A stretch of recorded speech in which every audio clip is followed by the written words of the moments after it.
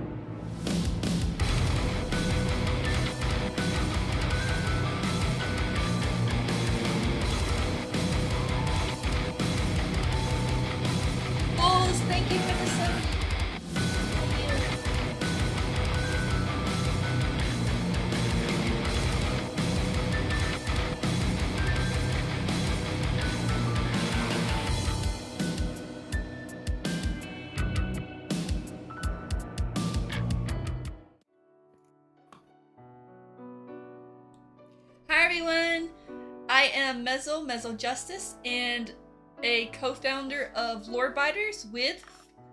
This is Fuka and she's the other co-founder. Oh, hi! Oh my god, why do I look so confused?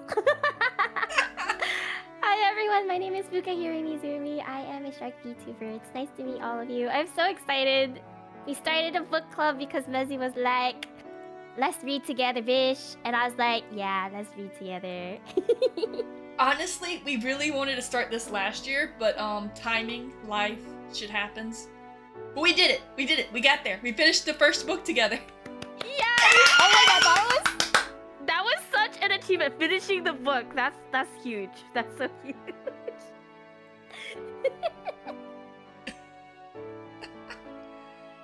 But yes, so the name of our podcast is LoreBiters. This is the first episode. We did LoreBiters because we really want to bite into the lore, and since I'm a dragon and she's a shark, it's very name appropriate. Yeah. Although, I think her teeth are actually sharper than mine on most days. Well, we'll see. And maybe I'll get like veneers or something. Well, you have like two. You have two really sharp teeth, and then I just have like a bunch of sharp teeth. Well, I can fix that. Hold on, I will show you. Let's see. Where is that button at? Dragon mouth. Ah.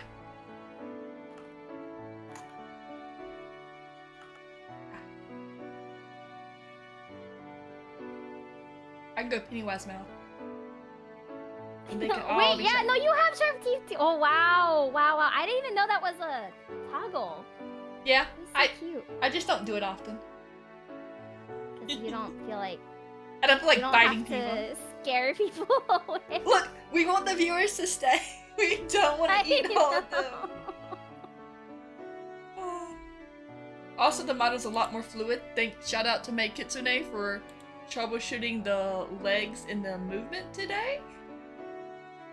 Really did wonders.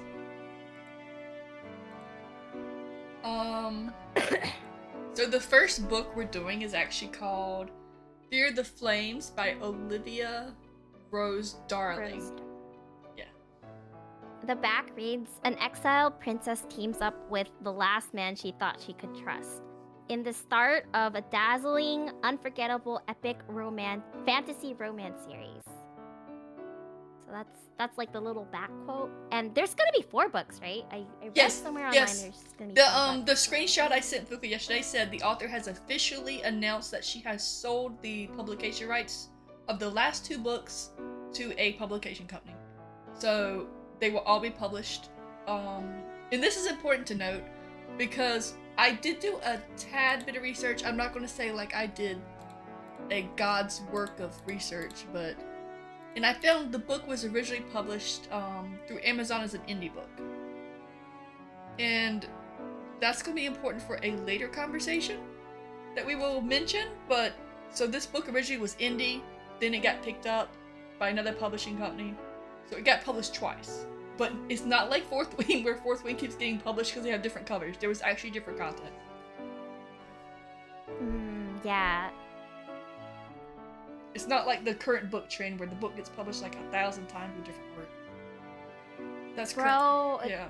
I mean, okay, wait, are you like a book person who like just buys like the same book but for different art? Because I have a friend like that. Okay, no, that's not me. Okay, I will admit though, I do want to buy Fourth Wing once the whole series is out with my favorite style of book, like a collector's edition. But I'm not buying it each time she issues a new one. Did you see the Korean version of Fourth Wing? I have not. Okay, wait, let me send it to you. It's actually beautiful. When I saw TikTok of it, I was like, I don't read wait, is it Hangul? I don't read this, but it's beautiful. Oh my god. Look how pretty it is. Like the art and everything. Oh my god. So beautiful. Oh my god.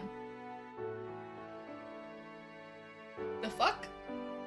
I know! The art is so I'm like, oh my I will say another thing that's making me kind of debate buying another Fourth Wing book is only the fact that she released a version of Fourth Wing that is only printed with 5,000 copies of a Violet's version, Zayden version, and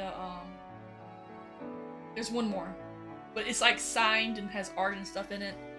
But I'm also just like, I don't know if I want to spend $200 on just one book that may not match any other book ever. Yeah, that's true. Just wait for people to just sell the sets. Exactly. Exactly. It's, yeah. And thank you for the hydration, Gamer Haven. Uka, make sure you're hydrating because you've been sick. Yeah, I have my water. Dude, I'm almost out of water, but I'll go grab some in like 20 minutes. Okay. So, the first thing I think we should tell you about this book is it was highly publicized, pushed on Book Talk, okay?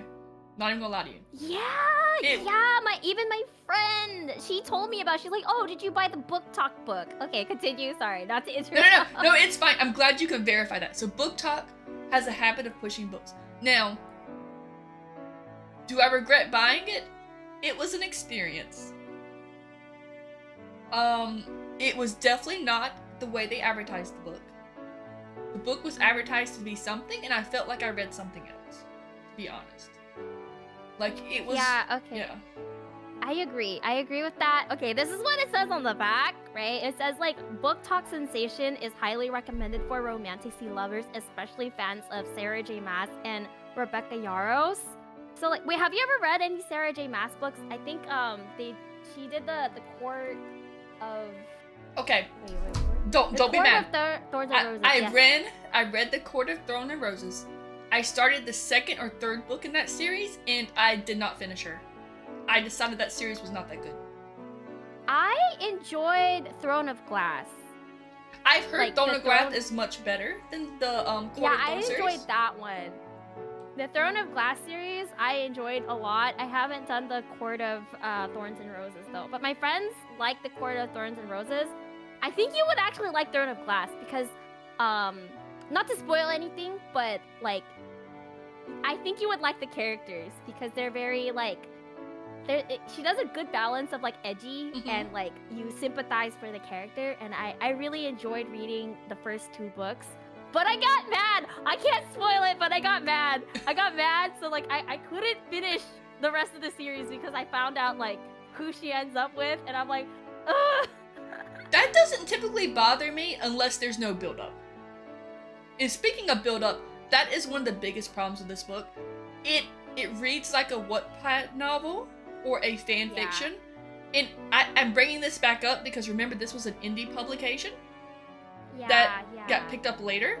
So, and I also heard that people compare it to Game of Thrones, which that makes sense when you consider this is not a big spoiler for people. Okay, just so you know, not a big spoiler. The book starts off with the dragons chained in a castle. The first thing you think of is Dany with her dragons. Yeah, now that you mention it. Yeah, I haven't read Game of Thrones, but I've watched it. But yeah, I did think of Daenerys and her dragons. I mean, to be fair, I've never read it, and I probably won't because my book mom at work has told me she hates the books. They're dreadful. They're like a slog to read. I heard, yeah, you either hate them or love them. My friend really liked them, but he killed off her favorite character, and she stopped reading it. Well, he kills off so many characters, right? So it's just like, okay. Look, no one's safe in the game. I know, no one. So you like, it's like, why read the book if you know you don't know if your favorite character is gonna pass away? But yeah, like, I don't know. So I guess we could just start. Can we talk about spoilers? Like, I mean, I consider this as a book review / podcast. I don't see why we can't. Okay. It's not like we told the audience, hey, we're reading the chapters with you. We've already read it. This is the review. So why not? I don't know where to start, like, honestly. Do you want to start with the good, the bad, or do we just, like, go through the whole book? So, I'm gonna start first with the theme. There's a theme that this book is being announced as enemies to lovers, and as far as the book stands right now, there is no enemy to lovers. It may happen in a later book. Oh my god, girl, I agree!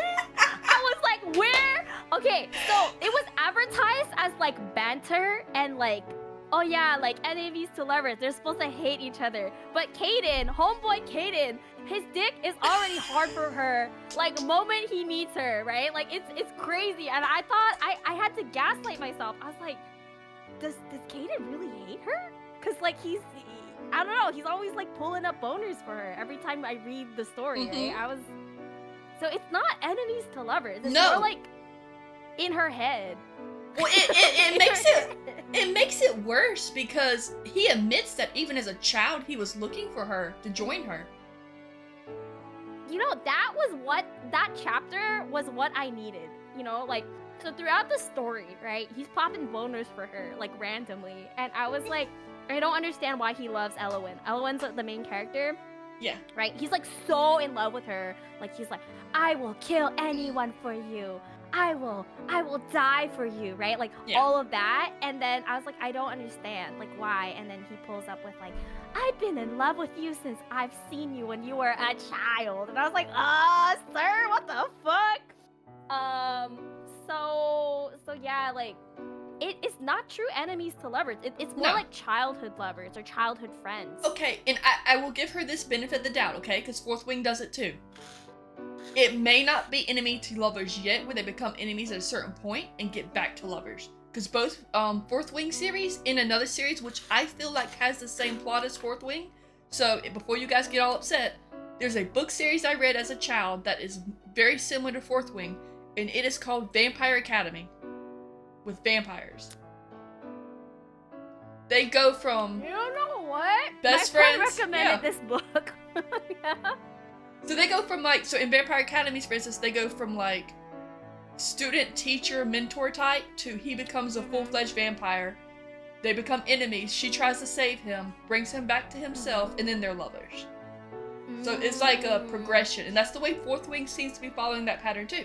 Which again, that's not copying each other. That is a trope. Well, when I was reading Fourth Wing, it really did felt like more of enemies to lovers because Violet has like a legit reason to hate. His name's Xaden with the X, right? Oh, she has a legit reason to hate him, and then he has a legit reason to hate her or her family. So, like, I think in that sense they're enemies to lovers because like, or they're star-crossed lovers because their families hate each other. But there's no reason why Elowen and Caden hate each other in this book. Like, no. So, okay, and to make it worse, okay, I don't know if you noticed this because I did listen to the audiobook. There was a point where Caden, which is the main character's name, can use magic, is shadow magic, and also his name is very close to Xaden, and my whole mind was just going, are you sure this isn't a fanfic? And I checked, and I think Fourth Wing was published first, even compared to her original novel.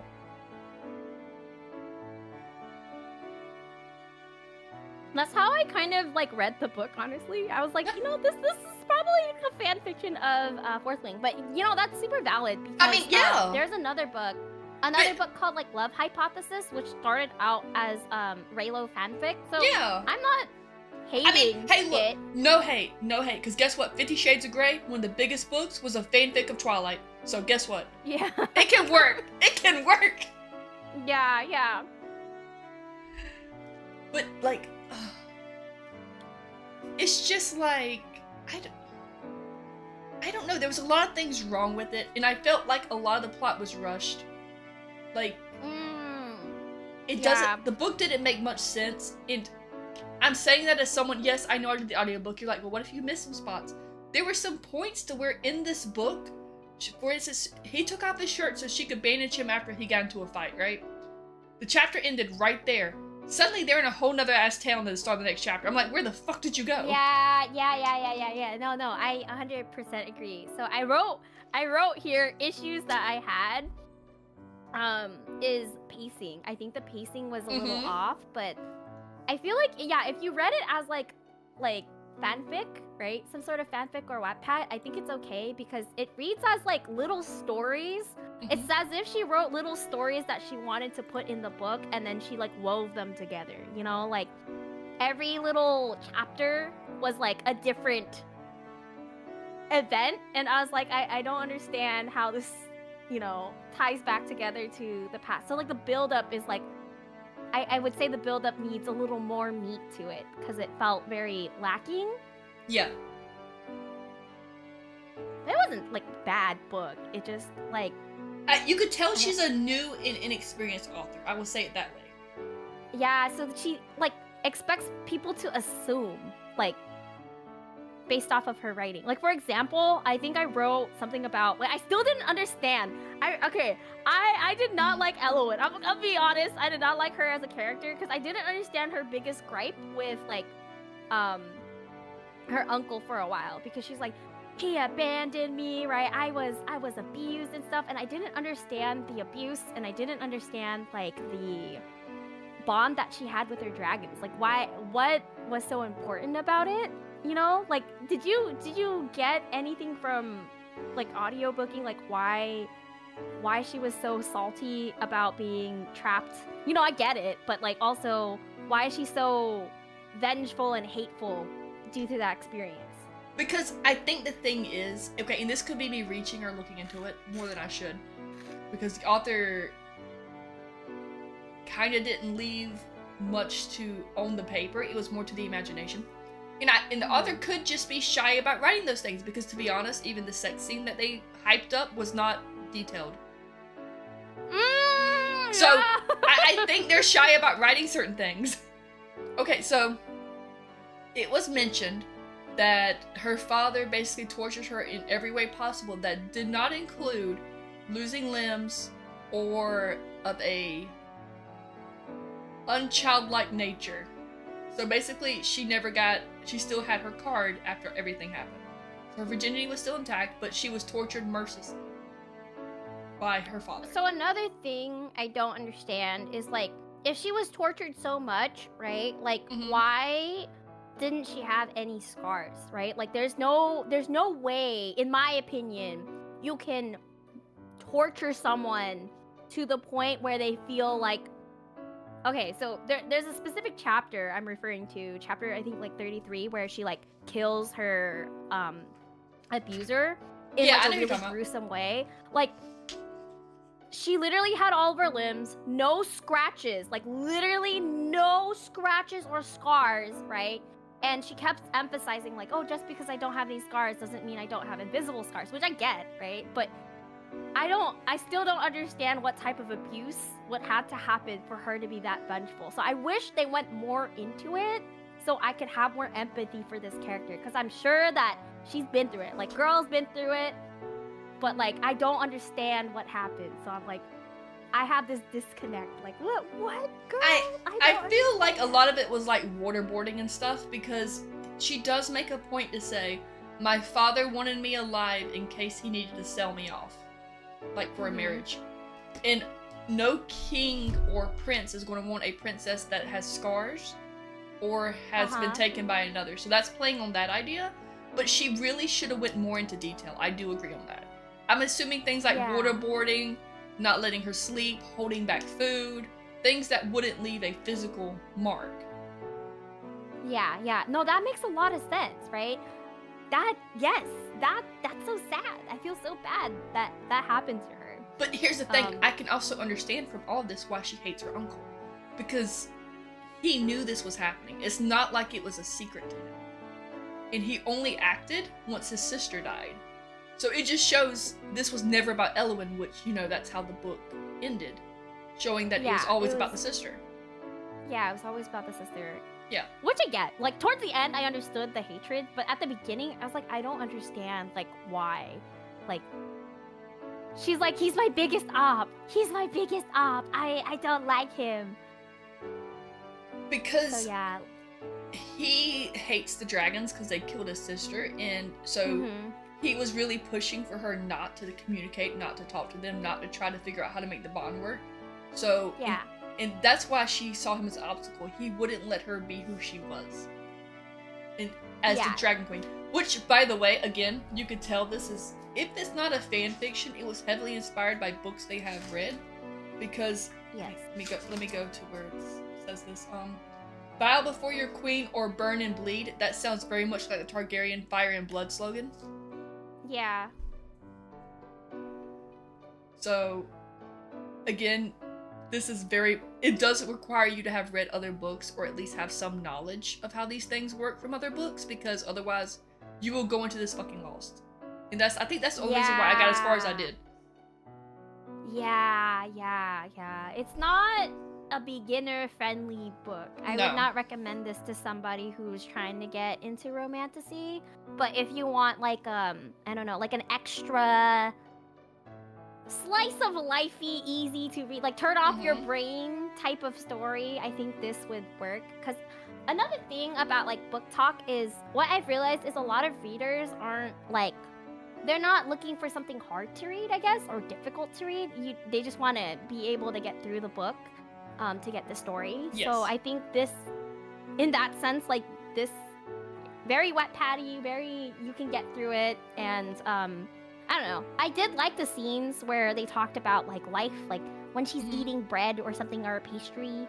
I really enjoyed those scenes. I'm like, oh, I like seeing her comfortable and happy.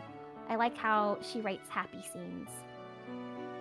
I think, again, as Fuka said, the pacing is the biggest problem, but also how she handles climaxes and getting to the climaxes. Because there were multiple climaxes in this book, but there was no true build-up. It's just suddenly you're doing the climax.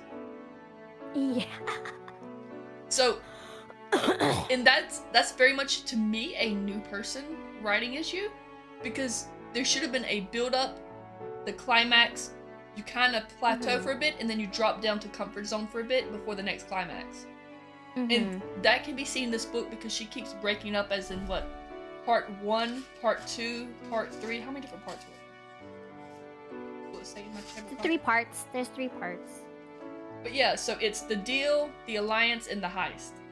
And as soon as you get to one of those parts, everything you're reading, it feels like you're reading a different book.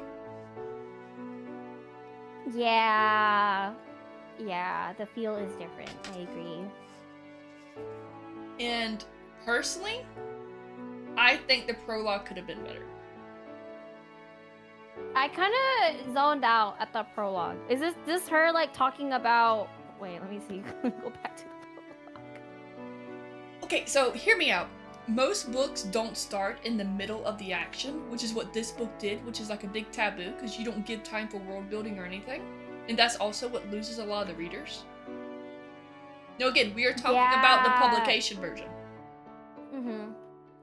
So, I think the prologue would have been better, or at least chapter 1, to show her escaping the castle. It's more action-packed, it would grab the reader's attention, and you would get to know who her uncle is. Yeah, and that would add more to, like, the drama, I guess, because you have an idea of, like, who the uncle is, what did he do for her, and I think it would add more emotional impact towards the end. Yeah. I agree, because it does just cut to her, like, everyday life, like, I don't even know how old she is, like, 17, 18, I'm this age, at this random town now, and I was like, oh, okay, I guess this didn't happen, the prologue. I forgot there was a prologue explaining about the dragon. Honestly, I feel you. With her age, I've kind of been not sure what her age is. I know Kaden is 26. I don't know how old she is. I want to say... She seems young, though. Honestly, like, she reads as young. She does not read as, like, an old hag. She reads quite young, but that might be just my opinion. To be fair, though, a lot of the cast read young, and they shouldn't. Hi, Gore. Hello. Like, same with Ryder and Sakia. They both read really young, but they're in their 20s. You're right, yeah. Let me see if I can spell her name right. Saskia or No. Elowen? Elowen.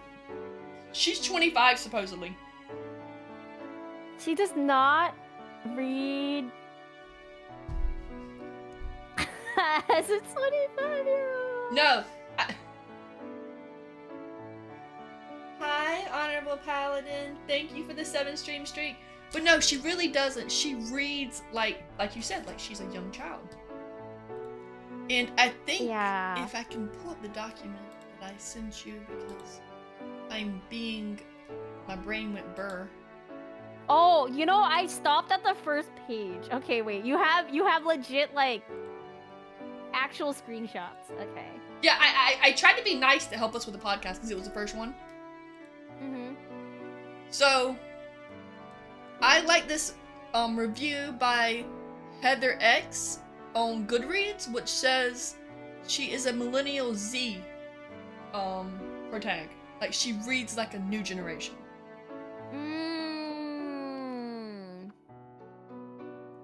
And that might be why we didn't vibe with her as much.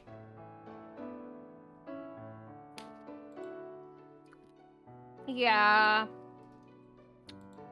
Maybe. No, but we're millennials. Wait, we're fucking millennials. But we're not. I don't know if they mean the same generation we are or the one after us. Let me see if I can find that full review so I can see it bigger. 80% of the book on the lookout went, yeah. We don't even get to see the dragons until like the last 5 chapters. And For I was real? like, wait, I literally bought this book because I thought there was gonna be dragons. That's why I bought it, because it literally is called Fear the Flames with dragons on the front cover. Yeah. Okay, I have this in my notes. Chapter 17. The first description and names we get of the dragons. Chapter 17. Yeah, that's a really long time. I literally thought this was gonna be like a slice of life novel because it starts off as like, oh, I'm gonna go with this guy, Kaden, to this. Did she go to Vivereth? Whatever. Vivereth. Yeah. She goes there and she's like meeting the king. I was like, oh, is she gonna turn into a princess? Is this like a Cinderella story? But no, I forgot she was like on her journey to Okay, and I will say another thing someone has pointed out in the Goodreads reviews is that how the fuck is she a queen of a kingdom and her dad doesn't know she's alive? I don't know. I don't know. Maybe he like knew. Cause okay, for some reason I get the feeling that like the uncle. I don't know. I feel like the uncle like betrayed her like long ago, so he had to have known something, you know? I don't know. Maybe I agree with you. I think the uncle has been betraying her for a lot longer than she knows. But again, because this is first person, so we only know what the protag knows. Mm-hmm. And she's not omniscient, even though she seems to think she is. Mm-hmm. I think that's another reason why we hate her. She's such a, like, I'm perfect type.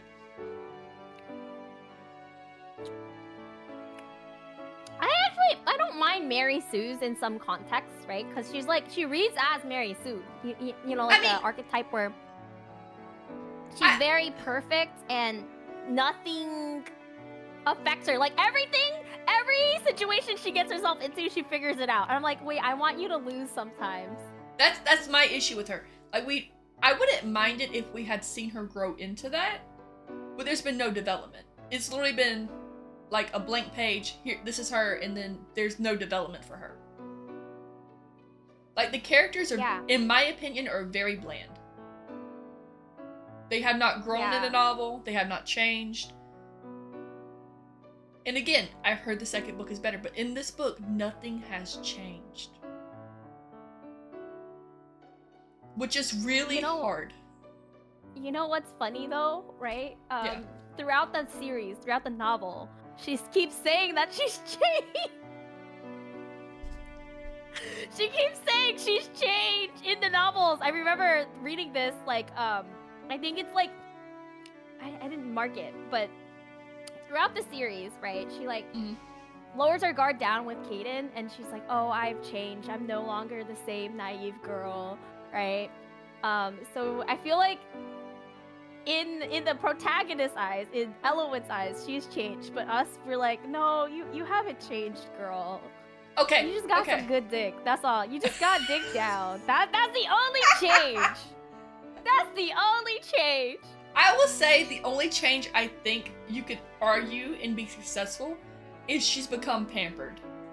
She's gotten used to living in a nice empire and not one that's ran in secrecy. Not that she's actually had this growth of personal development. Because she hasn't. Yeah, personality-wise. But I don't hate her. I don't like her, though. She's like, okay. I mean, I just wish, kind of like how, for instance, I hate to keep bringing up another book, but Violet in Fourth Wing, we saw her struggle and we saw her overcome it. This character has had none of that. Because either she fixes the problem or Caden does it for her. Yeah, which is kind of silly in my opinion. Like, I wish she got kidnapped. I did. I wish the assassins would kidnap her and Caden would like lose his shit. That might be in the second novel. Who knows? Right? It like built it up. Also, but, don't hate me. Don't hate me, book talk. I will say this right now. Because Caden in their love story, in my opinion, was not properly built as it should have been. Like, there wasn't like small moments. It went straight to basically, let's fuck the second they saw each other. All his lines are cringy. Oh, wait. I have something. Wait, where'd it go? I literally tabbed it because I was like, what the fuck? Okay.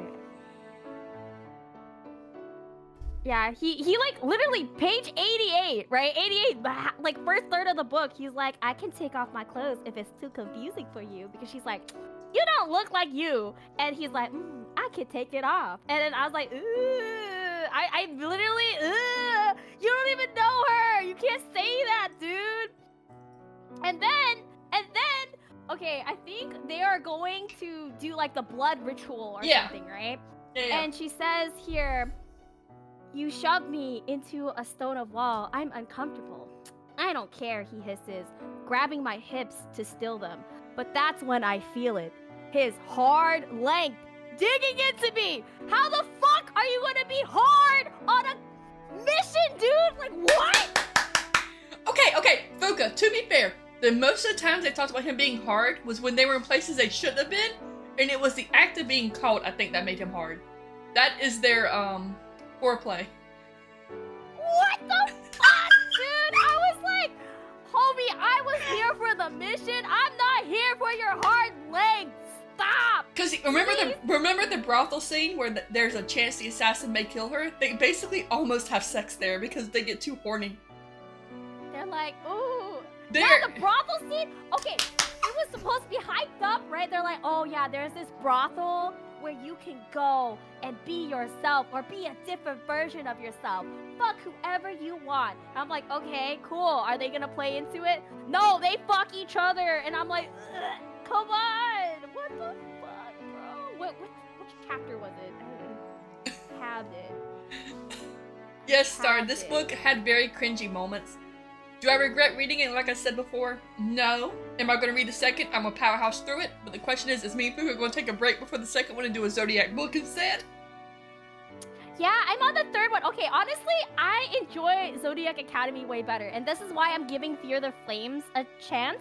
Because I didn't like the first novel of Zodiac Academy. Did not like it, and it had the same problems as Fear the Flames. So I am willing to give Fear the Flames a second chance, because Zodiac Academy had very similar issues in the sense where the pacing was off and the world building wasn't there. So a lot of the things that happen doesn't make any sense until the second book. So I'm hoping that the same thing happens.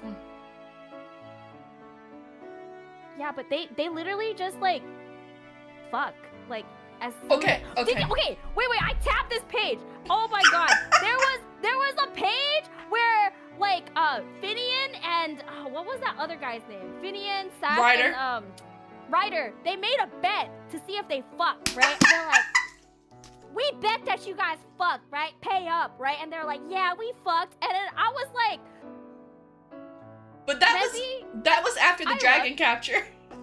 Yeah, I love you, but I would not be like, I'm gonna bet like how many times you and Scrub fuck, right? As your friend, I'm like, I'm happy for you too, but I wouldn't bet that shit, right? And then you start talking about like, yeah, they were eye fucking each other, and I'm like, I would never have a conversation like this.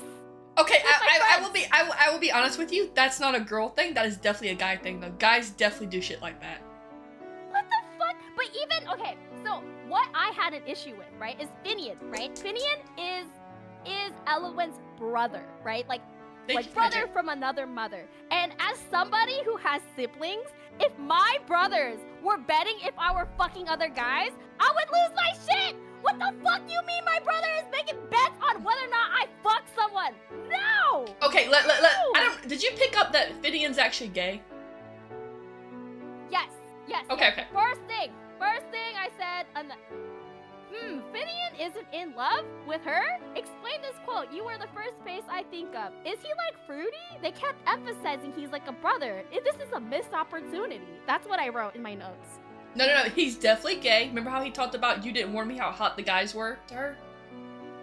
Yes, but I thought he was like bisexual or something. I think he's straight flaming, which would explain a lot of their interactions. That makes sense. I didn't want to assume. I said, is he Fruity? I just kept it like that. Okay, and you can also be bi and be bi-leaning, where he might like women, but it's majority men he goes for. Yes. But yeah. It doesn't matter if he's like a brother, right? Yeah. Why is he betting whether or not she's like fucked Kaden? Like that?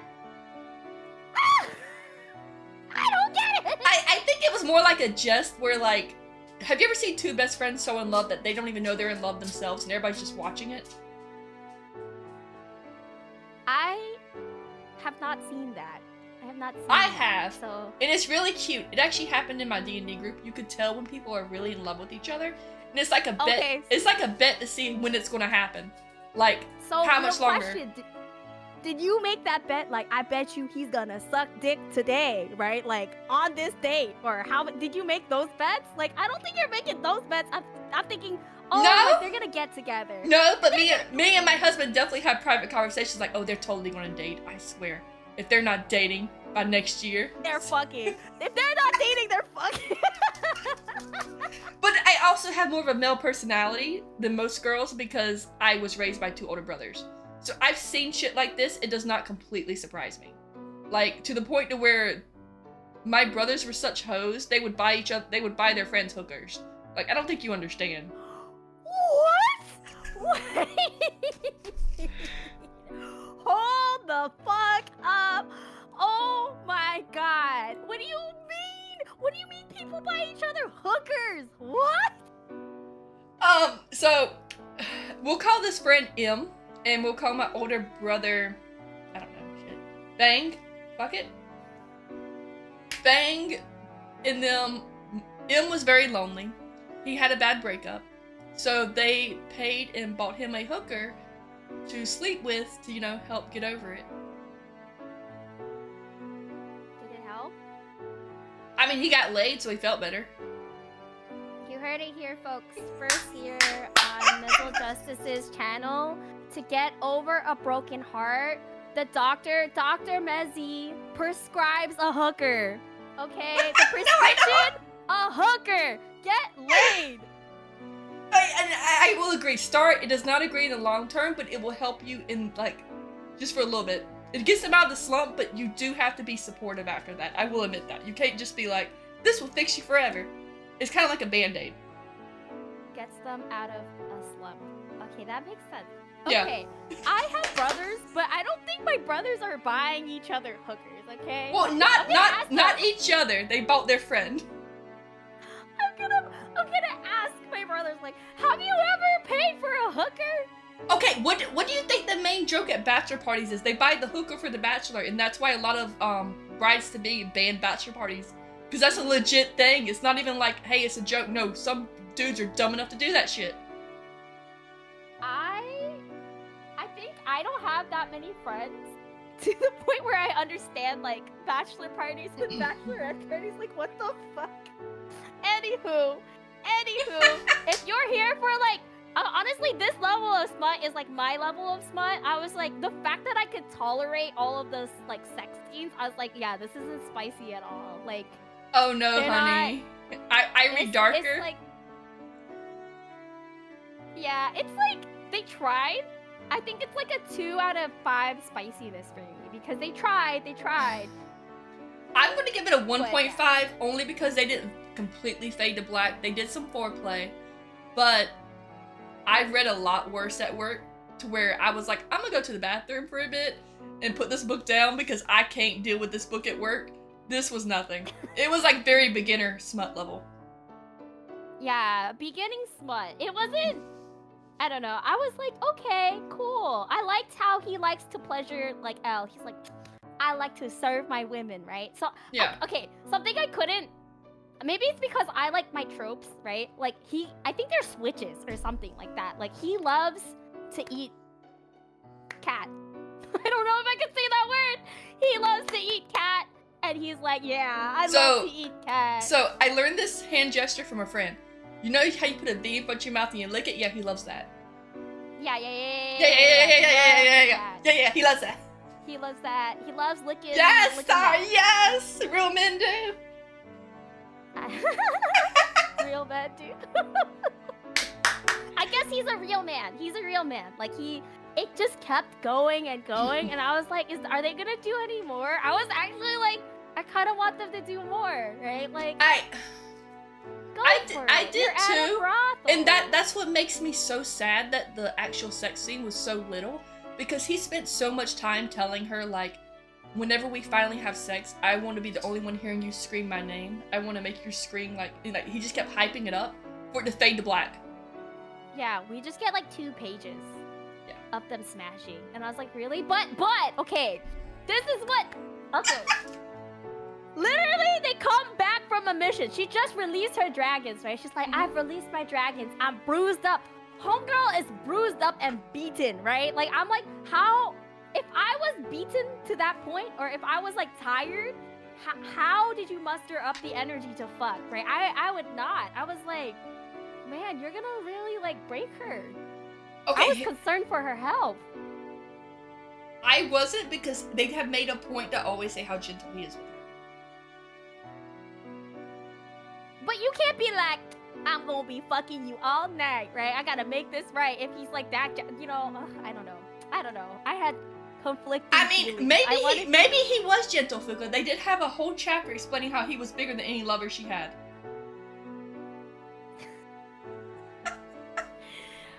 I want him to be a dragon. I want him to be a dragon. I want him to be a dragon. I'm manifesting this. That's why he's so big, dark, and brooding. I want him to be a water dragon. Please make him a dragon.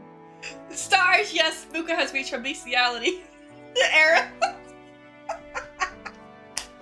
I do. That would make this book so much more interesting because she has this bond with dragons, right? Like, come on. Matt, we're doing a book review on Fear the Flames, which also they said the name of the book too early. They said within like the first third of the book, and I was like, that's like what you say near the end. Yeah.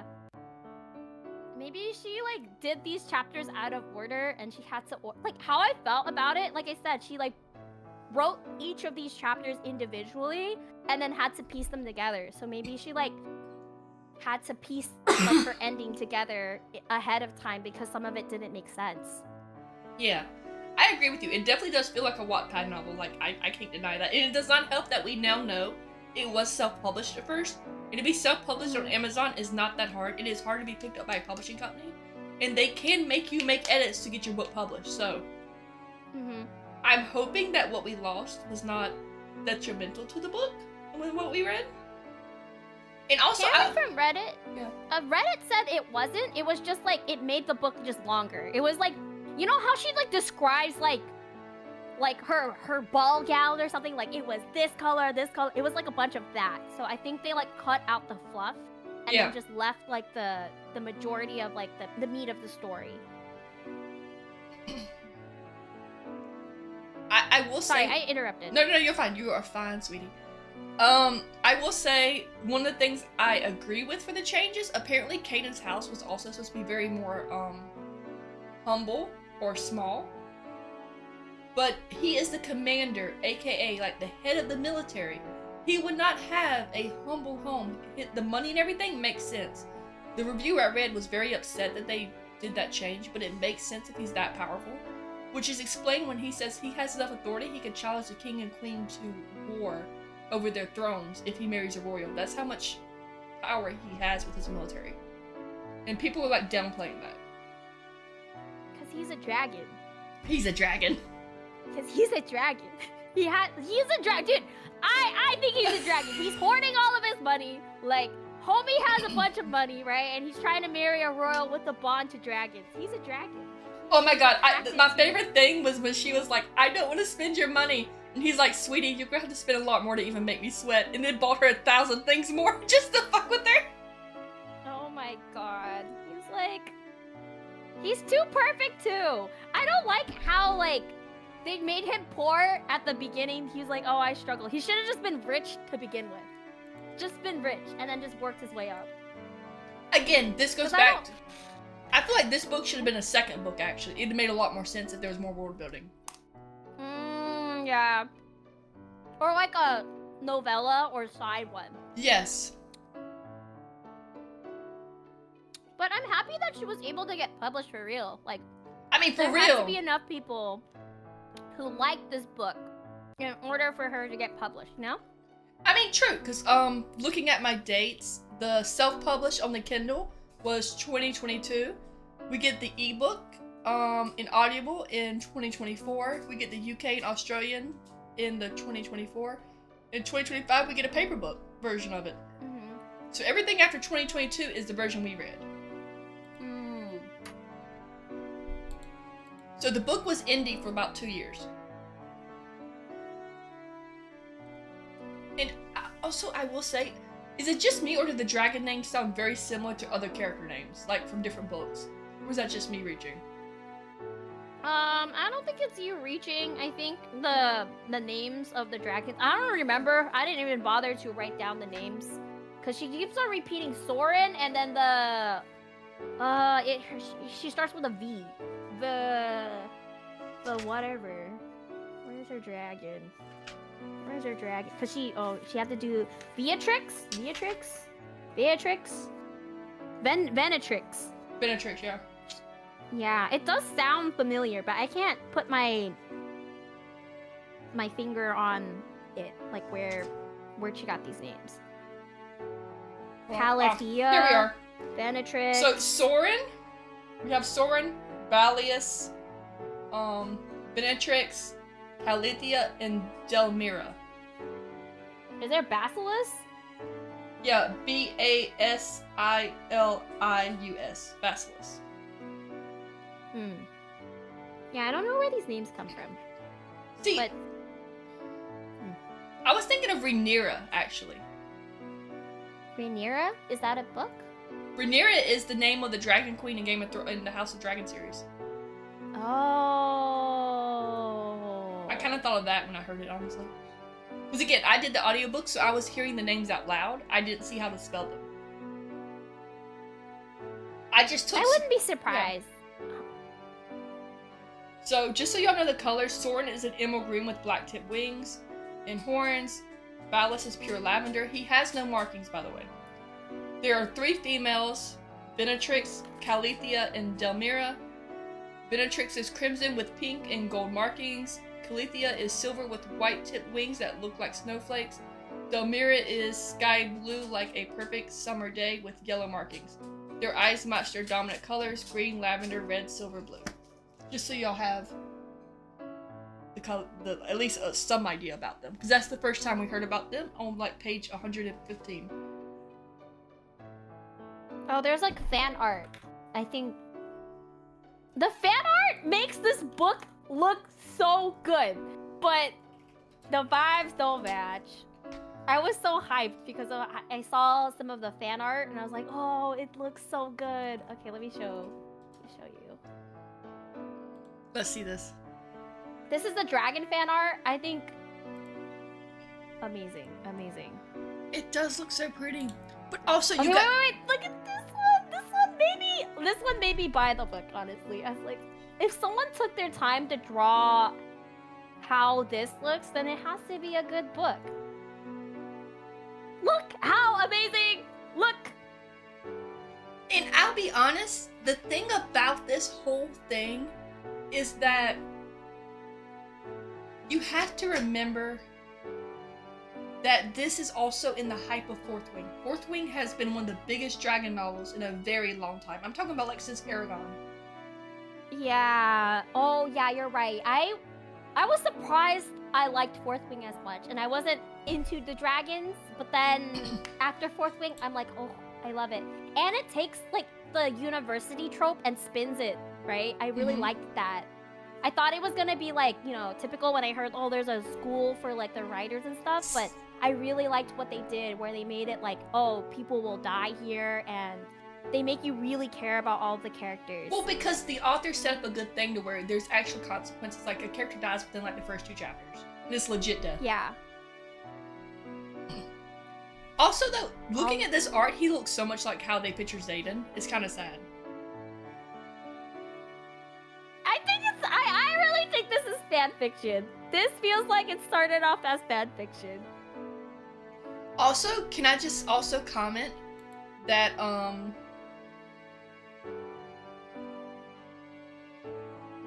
Songs of Chaos, I probably should read that one. Also, another good dragon book, which is purely about dragons only, is Wings of Fire, which I've never read, but it's centered towards younger adults/teens.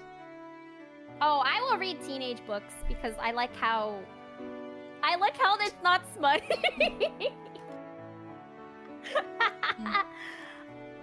Okay, Songs of Chaos. This looks good. This looks good. Put it on our 2-read list, Fuka. We need a 2-read list. Just DM it to me so we don't forget, I guess. Okay, wait. It's a series. It's a series. I'm gonna... Well, I mean, we need series to read anyway, because if we're going to do this monthly, we need, like, actual series. Standalones are fine here and there, but we're going to need, like, a lot of series. Yeah. I mean... Go ahead. If the book isn't, like this, like, slow, I feel like I could get through, like, 2 books a month. But yeah, this took me literally a whole month to read. Same. It did, and honestly, I just finished it today. Don't hate me. It was so horrible. With an audiobook. It wasn't bad, it was just slow. I think like for slower books, I tend to take a slower speed because I'm like, oh, there's no rush to find out what happens next. So I felt like, oh, okay, I have a lot of time. The problem is and also because of the way she didn't do the world building, you're not invested in the characters yet. So you really don't care if they die. I hate to say that. I did not care if the main character or if Caden died, which sounds awful. Because I know the author put a lot of love into them, and on their side, that's probably part of their soul, and they love that character to death. But as a reader who reads a lot of books, I didn't give a fuck. That is fair. That is fair. I feel like I would feel sad if... My favorite character is probably Finian. Yeah, he actually was a good character!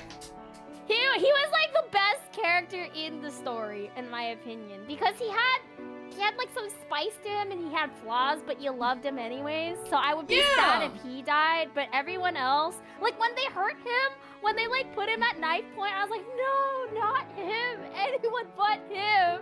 But yeah, I don't know. Elwyn and Caden can figure themselves out. Like they're not gonna die. But honestly, kudos to Caden for staying to save Finian, knowing it would break Elwyn's heart. Because he could have left and said, fuck it, I'm gonna go get my queen.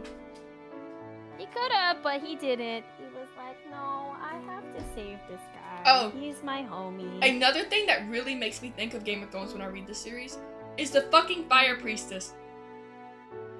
Oh, was there a Fire Priestess in the novel? Yes, remember they give her the necklace. And they show the fire scene of the dragons dancing. So that also was in Game of Thrones. Yeah, you remember the Fire Priestess who helped do all that magic and shit and brought Jon Snow back to life? Oh, yeah. This girl, yeah. Y'all about to hear a rapper, I'm sorry. I got a little snack. It's okay. Get your snack, girl. Okay, I remember her. Yeah. Yeah, it did. So maybe this is like a mix of Fourth Wing and Game of Thrones. Like a mix. I think it is. She liked the love interest of Fourth Wing, and she liked Daenerys, and she's like, what if Violet was Daenerys dating Xaden with an X, not Jon Snow? She's like, fuck Jon Snow, Xaden's way better. And I will also give this to description of the book is that I feel like Caden just needed more work as a character. Because we find out about his home life as a child and find out he's actually from the same empire that she's from, but it's given so late. I wish they had more build up to it. Yeah, there were subtle hints. Again, there were subtle hints. But I mean, like, there should have been more involved even when they revealed it. Yeah. But correct me if I'm wrong, didn't they fuck in his, like, home that was destroyed? No. Or was that near the home? They went to the home, I think, and they went to a random like tavern/inn instead. But it's like the hometown, because there was a scene where Eowyn, she connects with one of her dragons and she burns down his old childhood home. Yes. I think, right? So they couldn't have fucked in the childhood home because her dragon was busy like burning it down. But he does have like a memory like, oh, like I was here and they killed my mom here. La-di-da-da, right? Like it's so sad. I will say okay. Go ahead. Sorry. No, you can go. Another big issue I have is that she's bonded to 5 dragons. Okay, to me, I feel like 5 is going to be the magic number in this book. There are 5 fingers on your hand, which she cuts off of her abuser. You have 5 limbs if you include your head as one. And she has 5 dragons. Yeah, 5 is the magic number. Also, like, I don't know. I don't know why they picked 5 dragons. I think that's gonna be so hard to, like, get you to care about all the dragons because there's 5 of them. She could have picked, like, 3 dragons. Why not 3? Too close to Game of Thrones, and I feel like some of them are going to die, and she's going to end up with 3. But she's made it very clear that Soren is her favorite. Yeah, she keeps talking about that one. I'm like, you're having favorites? No wonder the rest of them hate her. I want the dragons to fight for her love. I think that would be the true, like, I think that would be cool. Oh my god, you know what? I just realized the, like, cover for the next book has 5 dragons. It has, I'm an idiot. It has 5 dragons. And they have swords.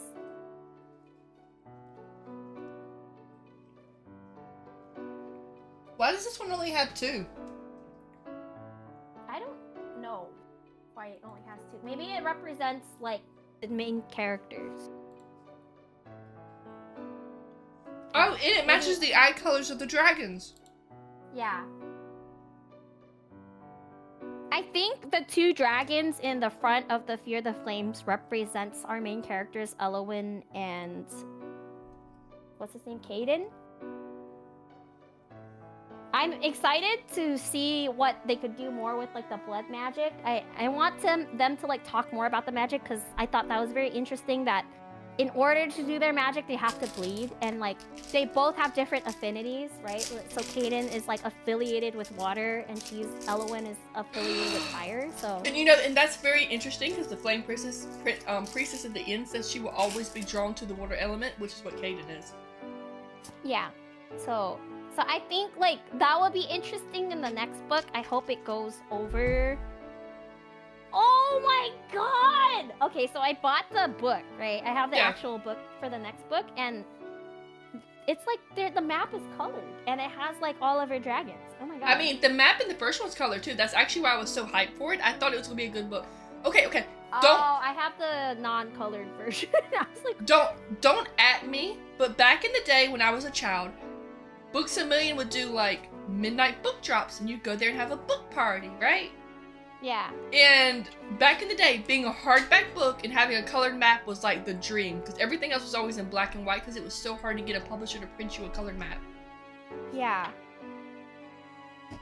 So my thought was, the publisher's really pushing this book, it has to be good, but, I mean, again, she's not a dreadful writer. It's not the end of the world. She is not so bad that you should, like, throw a tantrum over her. There is room for improvement, though. Yeah, I don't think her writing is an issue. Well, there's, improvement, but I really like, again, her descriptions of, like, eating pastries, for example, and, like, food. I think she should write something slice of lifey, in my opinion. Like, if she did something where it's just, like, a coffee shop, I'm an ex-dragon warrior opening a coffee shop, I think she would do really well, because her description of coziness and like, I don't know, gentle vibes, like made me feel something. I was like, oh yeah, I did feel that like bath, right? Like when she describes like a hot steamy bath, I did feel that, right? Oh my god. Or whenever Ella would eat something tasty, I'm like, oh, I want to eat whatever she's describing. That sounds amazing. But whenever she describes like, I don't know, the action scenes, she's not good at action scenes. She should get help with those. Can I also just a dragon rider's captain of the world? Yes. I would also just like to mention that her writing, like you said, is very good for like the slice of life parts. And this could be her first novel where she tried to talk about topics out of her comfort zone. And that is something some authors do. And there is no shame in that. And it could get better the more she writes. So let's not completely bash her on that. Because I know I was expecting more in the sex scene than she gave. But it could have been her first time. I remember as a role player, I started as Fade to Black. And then it got more juicy. And apparently I did men very well. And I suddenly became a male-only role player because no one wanted me to play a female. Oh.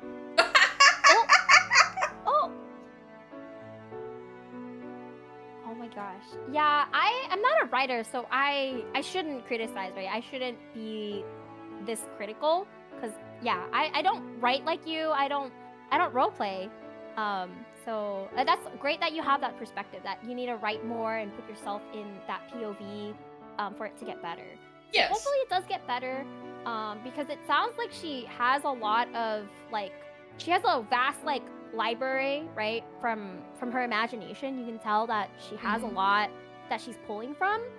So hopefully she's able to like get better in the next book. So I'm hoping the battle scenes get a lot better. I mean, they should. They really should. Authors, the more they write, the more they grow. But again, it's gonna take some time. But I don't think we should, like, completely, like, destroy her. Yeah. Like, again, I don't think she's bad at writing. I don't think her writing is an issue. It's just maybe the pacing and the lack of detail, the lack of background information is just making it. Okay, Fuka, please do not read this aloud, okay? I'll die. But this is something I wrote for my English class when he asked us to describe a picture. Just glance over it right quick and tell me, can you understand what's happening in the picture? I'm not going to show you the picture. It was just a picture of like a random scene. He wanted us to describe the picture.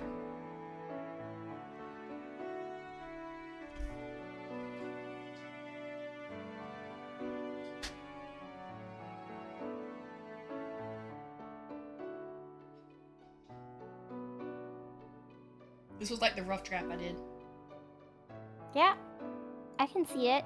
It's very detailed. See, that's the kind of roleplay I used to do. That's a lot. Maybe you should write a book. I had a feeling you would say that if I showed you. I feel like you should write a book, and then I can read it and be like, this needs to be more smutty. Yeah, I'm not a writer. I would say I'm more of an ideas person, because, well, in college, I'm sure have you taken like a creative writing class before? No, I literally learned everything through roleplay. You should take, if you have like a local community college, I think you would enjoy taking like a fun writing class, because they like give you like little prompts and you get to read everyone else's stuff, and like the professors give you like actual feedback and stuff, because I think, yeah, you would be a really good fantasy writer, because you would be able to like describe everything that you are imagining, and like the viewer or reader can like tell what you're trying to talk about. Versus when I think of Fear the Flames, I don't have this specific image that you've painted, right? This is like painting in words. Like you're literally giving me a painting in words, in my opinion. Whereas like Miss Olivia, she like writes half of that, so I feel like I only get half of the picture. Gaia Online! Oh my god, Gaia Online! Okay, shoutouts I used to roleplay on Neopets, but we left Neopets because Neopets wouldn't let us have sex scenes as we got older. So we moved to a forum. A forum? Yep, because like I told you, as a role player, we started out with Fade to Black because we were all like 13. But as we get older, you guys started. Oh my god! Wait, what? And as you get older, you get more experiences, and then you start putting it into the story. Like I said, as I got older, the writing got smuttier. That's why when I judge these books, I'm judging them based on someone who's gone through that process of like changing how I write. As you should, because we paid money for this, girl. We paid money. I paid $20, $18 for this book. So I'm just like, I paid money for it, so I feel like I should get my money's worth. The funny thing is, I don't even write like this anymore. This was like first year of college. That's okay. I feel like, you know, as you get busier, you write like less and you get more concise. And I think there's a beauty to concise writing. You don't have to write like paragraphs and paragraphs. You just have to be able to pinpoint the important details in order to convey your message. Yeah, because I'm remembering my like college class, and I think, what's it called? My professor really liked how I describe things because I would just use the weirdest words. She's like, you use so many weird words to describe people, and she said that a lot of my like writing was very like action-packed. So yeah. But it wasn't as descriptive as yours. I don't think I do flowery well. Have you done the GTA like roleplay? Like, have you done like, yeah, the Grand Theft Auto roleplay? I feel like you would also do well in that too. I have not actually. You should try out for it. I know they have a VTuber one every like summer-ish. You should do it. I think you would be really great. Because you do D&D and you used to roleplay online. You're gonna make me look up stuff. Look up stuff like GTA roleplay? No.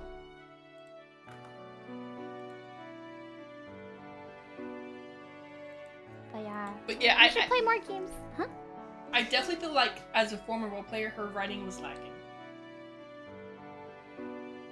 Maybe she's role playing right now. I think that's actually why I don't want to write a book. And it's going to sound so petty. I don't like knowing how the outcome's going to be. I like the idea of someone engaging with the other character and fucking with me. Like, as in, like, the plans I have, skewing them so I have to figure out how to make my plans go right. That's why I prefer the role-playing aspect more than book writing.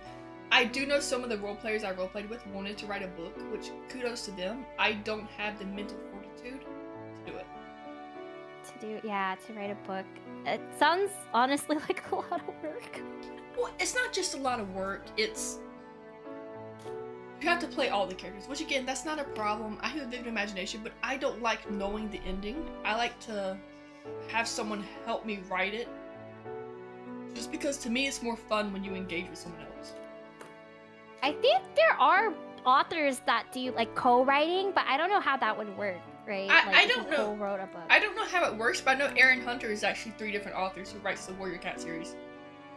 Aaron Hunter? He's 3 different authors? Yeah, there's... No, he has 3 different authors. No, she is 3 different women. She is? Yeah, it's a pen name. They're actually 3 different women. There's no legit Aaron Hunter. Oh, okay. So, yeah, maybe you can find people... Oh, there's more than 3. Oh, they've added more now? It was 3 when I was a kid. Yeah, they've added more. It's a collective. Oh, yeah. Wow. Fuka's learning today the things that she didn't know existed. I did not know that there are, like, pen names and, like, multiple people. I just, like, I'm a normie when it comes to reading. I'm not super into it, right? But I do like reading, like, a good novel, like Fourth Wing, for example. So, fun fact for you, I know everybody hates J.K. Rowling, but eventually, at one point, she did write a second book besides Harry Potter under a pen name to see if her writing was good or if people just overhyped it. And once people found out who it was, it kind of spilled the beans. She was trying to be secretive about it. It happened a long time ago though, like when I was like maybe in middle or high school. Some authors, I never read it. Some authors will do that though, like especially well-renowned ones. They want to know if their next book is good or if it's just like, hey, you're living on my name hype. So they'll like change and use a pen name for a different series. Especially if they don't want to hear the, oh, this is nothing like this series. What happened to your, yeah, so sometimes do that also to not get comparisons. That makes sense. I feel like if I wrote something like as great as Harry Potter, I would want to change my name and write a different series. So they don't get compared. I mean, it's fair. It's like George R. R. Martin. I'm surprised he doesn't have a pen name for other books after the backlash he's getting from the end of Game of Thrones. Star, what do you mean? He's 77 years old! How can we be mad at this guy? He's writing at 77. I mean, no, he has not ended Game of Thrones book-wise, but by the show, it has ended. And if the ending it matches the show, people are going to be pissed.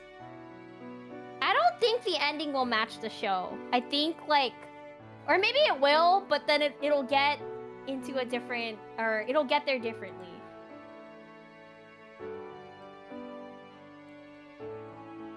That's crazy, though. Oh my god, he's still writing. He's still writing that book. Yep. Also, oh my god, this Reddit post about Fear the Flames is making me laugh. The plot, don't know her. Literally nothing happens for 300 pages, and they go on a heist with 0 difficulties. Where they infiltrate the enemy kingdom pretending they are married and steal her dragon back. Amazing. In the end, they just become king and queen, and she's mad about him with something. That is so true. There was like almost no plot. Honestly? Well, okay. The plot? Okay, no, there is a plot. The plot is just her trying to get back her dragons. But we keep getting sidetracked. Like, it's like, oh, wait, but I have to do this. Oh, wait, there's just like, we have too many side quests. Okay, chat. I know I'm a tired person because, as Fuka knows, I'm a mom. I do full-time work. But at one point, I fell asleep for like an hour in my audiobook. I didn't bother rewinding it because nothing changed. It was that, like, slow-paced at that point. They were just still talking about random shit. Yeah, that is... Yes. I'll own up to it. Hi, Nimmy! I'll own up to it. It was that slow. It was very slow, but we'll have... How much is this? I'm gonna open my second novel. It is 500... 500? Exactly 500 pages. You wanna read... Wait. Nope, that's not the last page. That's not the last page.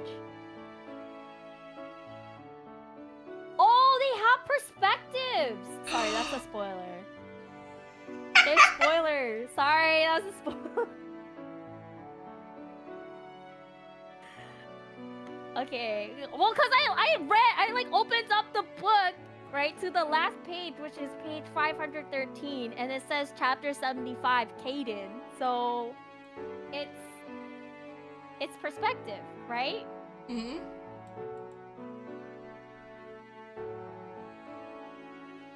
Oh, here's a good review that I agree with. Honestly, if we had not agreed this would have been our first book podcast novel, no matter what, I probably would have do not finished it. The first novel, because it was so bad. Honestly, yeah, me too.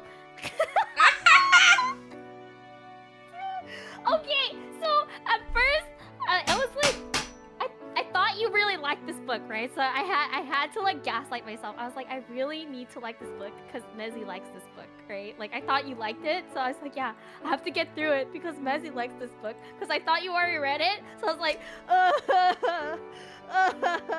and I trudged through it. And then you told me like this week, you're like, oh yeah, I just started reading the book, and I was like, I can't split myself for what? For what? Oh my god. Okay, so I'm hoping the second book is a lot better. But well, I'm excited already looking at spoilers. Like I'm looking at the fact that there's different perspectives. Yeah. Sorry, continue. And I will also say that in Fear the Flames, a lot of people in the reviews are giving her shit for being like a good healer plus a good a gardener, for lack of a better term. But I will tell you, a lot of things, especially like poisonous plants and weeds, they don't take much to grow. They kind of grow whether you want them to or not. Yeah. So I wouldn't really say she's a good gardener. It's just she happened to probably pick things that are easy to grow. Like wolfsbane and all that stuff. I'll be honest with you, I have personally grown basil and thyme and some other stuff as a first time gardener, and that shit grew like crazy. I had trouble killing it. Yeah. Basil too. Like, it's not that hard to grow. Yeah, I mean, well, it was implied that it's hard to grow things in where they were at. Is it Astilion? Is that where they're at? Astilion? Because of the, I don't know, lack of fertile land.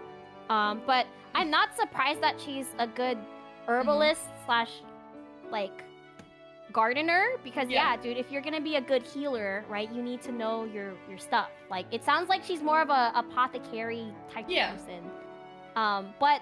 yeah, I do agree with the concept of they made her like too perfect because like not only can she heal, she can fight very well, and she has no scars. Okay, I'm still upset about like her not having any scars, because how are you gonna be like I could kill people and not scar? Like, I don't get it. I do not understand.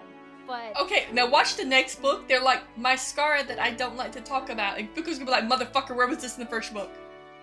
Yeah, where was it? Well, like, I don't know. Caden would have described it already, right? Like, would he have? We've never had his perspective. We haven't. You're right.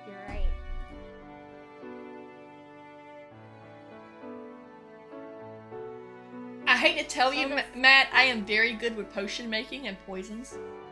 Because I am a chemist. That is like my #1 job. Oh my gosh. Yeah, actually... wait, you can actually make all of the things, Mezzy. You have like... oh my god, you're so powerful. You can literally read a scientific paper and then just go, yeah, I can make meth. I can make bombs. Boom. That makes sense. Exactly. Fun fact, bombs are really easy, but we won't. I'm laughing at the scar thing because that's the trope I hate in book. Okay, but you cannot claim to have killed multiple people and not have a scratch. Or be a master assassin. Like, what the fuck? You can't have not like how I can't. And then the way she killed her like abuser, right? Like, oh my god, I couldn't stomach it. I was like, why are you being so mean to him? To be fair, Fuka, I would have been worse. I just can't, because like, one, this was supposed to be like enemies to lovers, and like Elowen and Caden were supposed to be kind of like opposites, right? They're like, it's implied that they were supposed to be opposites, but they're like the same person, right? She is just as batshit crazy and vengeful, and I respect that, but at the same time, she can't go, like, it's just so weird how she's like, I love flowers and frou-frou things, but I also love torturing people, and I'm like, I can't! Pick a lane, lady! Pick a lane! I will be honest with you. Okay, this is gonna sound bad, but the scene where she's like cutting off his fingers like one for each dragon, I think I would have either pulled his teeth or his fingernails, one for each dragon. That way he wouldn't actually bleed out. She also like castrated him. Right? And again, just there's a vital artery there. I wouldn't do that. That would cause bleed outs. I'm not going for a quick death. I'm going for a slow death. I don't think you understand. I'm meaner. I get the slow death part. But yeah, pulling teeth, I can stomach. Like, just cutting the fingers, I'm like, ugh. And then she castrates him. And I'm like, he's gonna die, right? People die instantly with castration. But I guess he didn't. Dude, homie is actually like super strong. No. Whoa. Fuka, they don't die immediately from castration. You do know there are people who are, there's a term for it. People who, like, go through castrations to be a monk. Yeah, like eunuchs, but yeah, you have eunuchs. a specific way to do it, and you have to have a very, very sharp knife. I think it has to be very hot and sharp. Like, there's a specific way. You have to bandage them in a specific way. So, I don't know. I don't know. But yeah, it was. I get it, but I was like, I wish you were a little nicer, just a little bit. I think the reason why she was so harsh is she did comment that he did strip her down, and he would have done some very inappropriate things that start with an R to her if her father ordered him not to. And I think that's where the castration came from. Yeah, and then she was.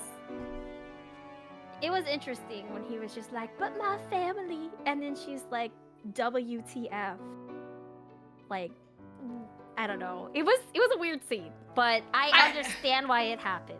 I think, and I'm pretty sure this is only because I'm a mom. If you had asked me this before I became a mom, I would say burn them all. But as a mom, I think I would let the children go and that's it. Yeah, I like the children, yeah, had nothing to do with this. I don't know about the mom though.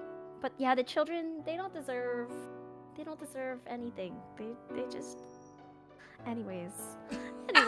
Yeah, that was a scene I needed to talk about because I was like, that one was a little I can't.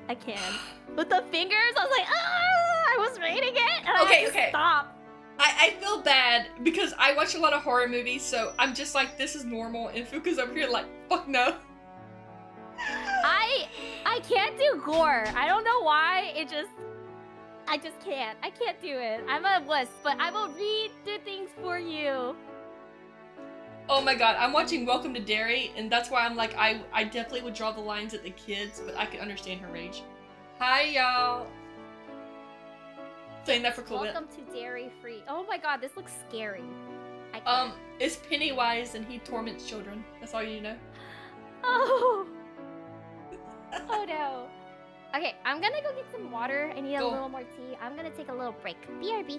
Go get some. We will be entertaining chat over here. Chat, I have a margarita. Let's go. To get through this book, we need a margarita.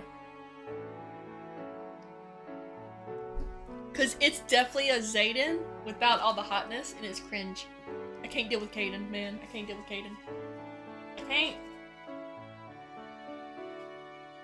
Like, within like the first time of meeting her, he's calling her Angel and she's calling him Demon, and I'm like, just fuck already, damn it. They still wait to the end. And I'm like, y'all were like, I fucking too much.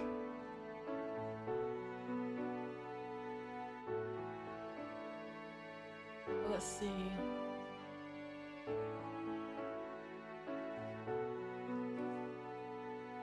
Oh, look at y'all being so cute. Oh my god.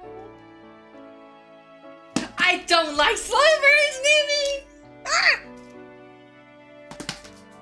Let me put this book over here. Hi, La. But I think another problem is BookTok hyped this book up too much for what it is. Like, I'm pretty sure this is her first book, like I mentioned before, in... Ogie, thank you for your 30 stream streak. Okay, let me find you a chapter just to show you how bad it is.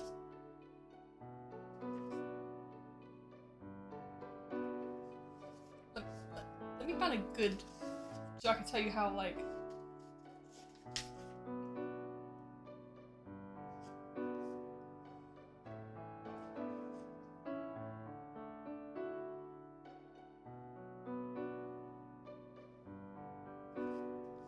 Because there were points in this novel where they were doing stuff, and the chapter would end, and suddenly they would be like teleported across the world, and I'd be so confused what happened.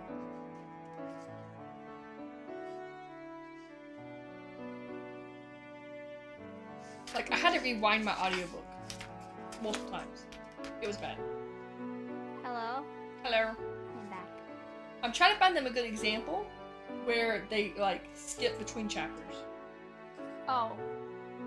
Where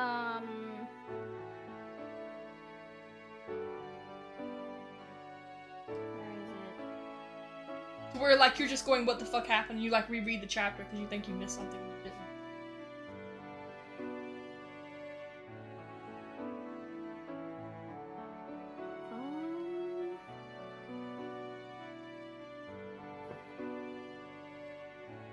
think I marked a place. Let me see.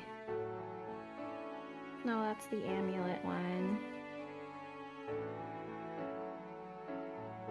Oh, okay. So you know, a good example is the brothel scene where they fuck, right? So there's one where it says, "You and your communication," he mutters, and sets me on my shaky legs. There are holding cells under every building along the main road. Ryder will have taken them for questioning. We'll head down there after getting dressed. And then it skips to that. It just says, "My gown flutters from the icy chill from rising from the dark cellar beneath the brothel." Oh wait, that's not a good example. But they kind of just skip to like the next part, and I'm like, did you just walk? Okay, there? No. That is still a good example, because I mean, there's more dramatic ones in this book. Don't get me wrong. There was the one with the healing, which I'm not sure which chapter that was. But the thing is, I hate to tell you, when I'm getting dressed and my husband's getting dressed, sometimes we're having a full-ass conversation with something important happening while we're getting dressed. Yeah, but it's implied that they get dressed and like just go outside of the brothel, and I was like confused. I was like, oh, so or like they went under somewhere, or I don't know how they ended up down there without anyone questioning them. You know, it's just like, wait, how did you guys just teleport there? And I will say they did not fuck there. They just had a very intense foreplay. Which pisses me off, the sex scene was so small.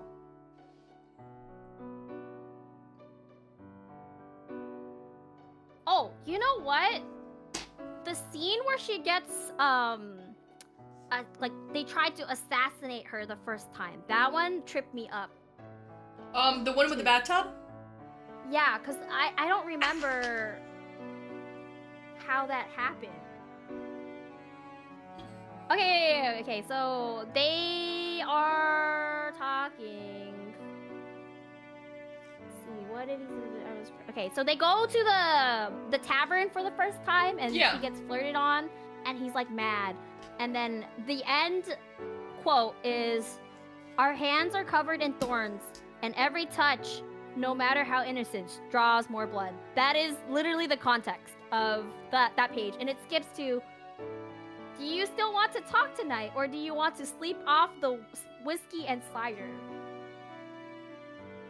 Yeah, there's some bad jumps in the book. They definitely left some stuff out. I will also... So it just jumps. You need a break? Sorry. What? Sorry. No, I was just going to mention that I saw one review that mentioned this scene particularly, where they talked about how he killed the guy who spilled beer on her. But the reason he killed the guy in the author's defense was because Xaden is accusing him... Not Xaden, damn. Caden is accusing him of setting the trap for her by putting her dress wet so the assassin would know she's in the bathtub. Oh, you know, that makes sense. Yeah. Because he realized he had unloyal people in his army, and after torturing him, no one else was scared, ballsy enough to do it, because they're like, man, he got tortured. Fuck that shit. It ain't worth all that. And Caden is definitely the kind of guy to torture a whole family if he has to. Which he keeps telling her he's not a good person. But I want to see how much not of a good person he is at this point, because nothing he's done to me, or nothing he's done in the book, has screamed villain. Maybe he will be a villain. Maybe he will be. Maybe he turns against her in her mind, and it's like he's doing anti-hero stuff, which would explain the enemies to lovers trope that they're trying to push. I hope so. I hope really so hope too. So. And Stars, I hope it's not small for her sake. She deserves some peace and happiness.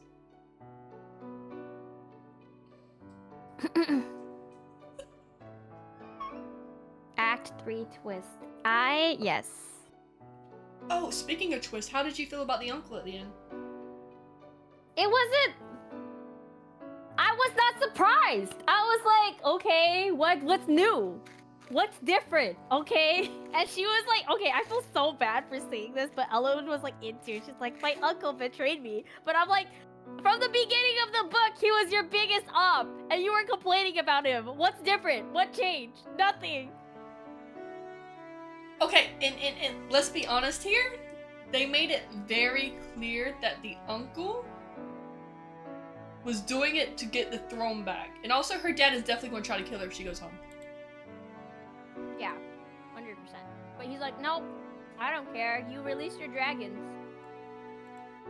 I want to see what releasing the dragons does and what mishaps are supposed to happen. Because I want something bad to happen. I really do want something bad to happen. And I want her to question whether or not releasing her dragons was a good decision. I think that would be very interesting if something bad happens, or like the dragons go crazy and burn down like a village on accident. Which, again, happens to Daenerys in Game of Thrones. That's why they get locked in the pyramids. They eat a child.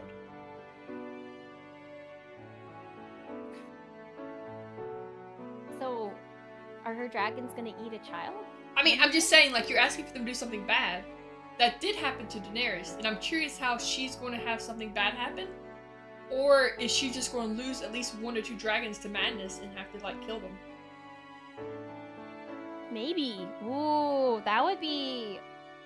Well, the second title, or second book title, is called Wrath of the Dragons, so I'm hoping... Well, I also wonder if that title, it just means that that's going to focus on the war with her father, and they're going to actually try to kill him in that book. Because I was surprised they didn't kill him when they infiltrated the castle, not gonna lie. Well, they couldn't. They had to release the dragons first. I mean, after releasing them, though, what's going to stop the dragon from burning down the castle? True that. I don't know. That would have been too easy. They would have been like, no, let's not do that. This is why I can't be a protag in the book. I would definitely just burn it down then and there.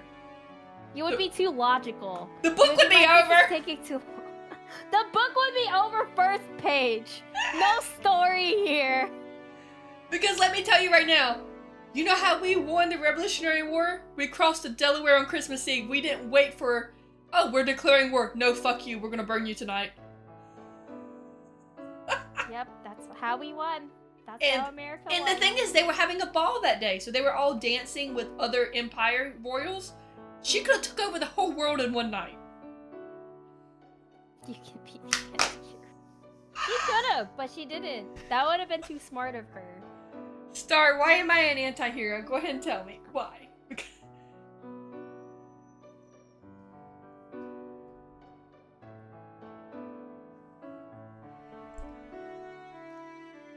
I know, right? Let's go back to my notes. Where are they? Damn.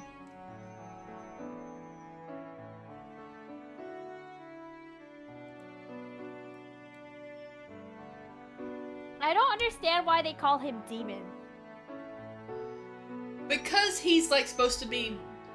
Okay, so is a problem because we see him through the protagonist's point of view. Yeah. And she's in love with him, so you gotta remember that. Other people see him as a cold-hearted killer who just does whatever the fuck he wants. Remember how he started talking back to the king and the king was scared of him? Yeah. So they're calling him a demon because they say he's really pretty, but he's also like scary good at what he does. He's a former assassin. He used to work for like gangs and stuff. And he doesn't take no for an answer, and he's a supposedly a prodigy strategist. Dang. He's also too perfect. Yeah. Dude, okay, one of my notes is, why don't they eat monsters? What does a Vex tree taste like? I'm kind of sad that was the only time we came with another magical creature besides dragon. Because there seems to be... that was... Yeah, the Vex tree. That was like the only 2 monsters. But I literally wrote this question, why don't they eat the Vex tree? Would it taste like bark and octopus? Right?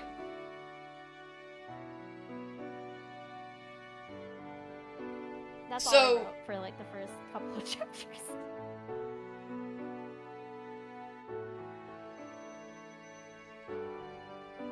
So... I'm looking to see if there's any other notes that we can talk about, like...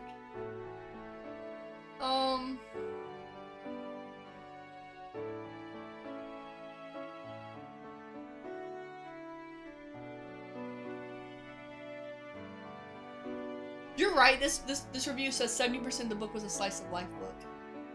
Mm-hmm. And the first 50% is a slog. Which it was. But I'm hoping that the second novel. But okay, so what I'm scared of is the people who liked the first book enough to read the second one. Like they're like overinflating the ratings for the second book. You know, so the average I see is like 4 on Goodreads, and I'm like, well, I don't know. Okay. Are y'all ready for some cringy Caden dialogue? Are y'all ready for this? I got some quotes. Yeah. Okay. You don't need to surprise me with knives, Angel. I'll bleed for you if you ask nicely.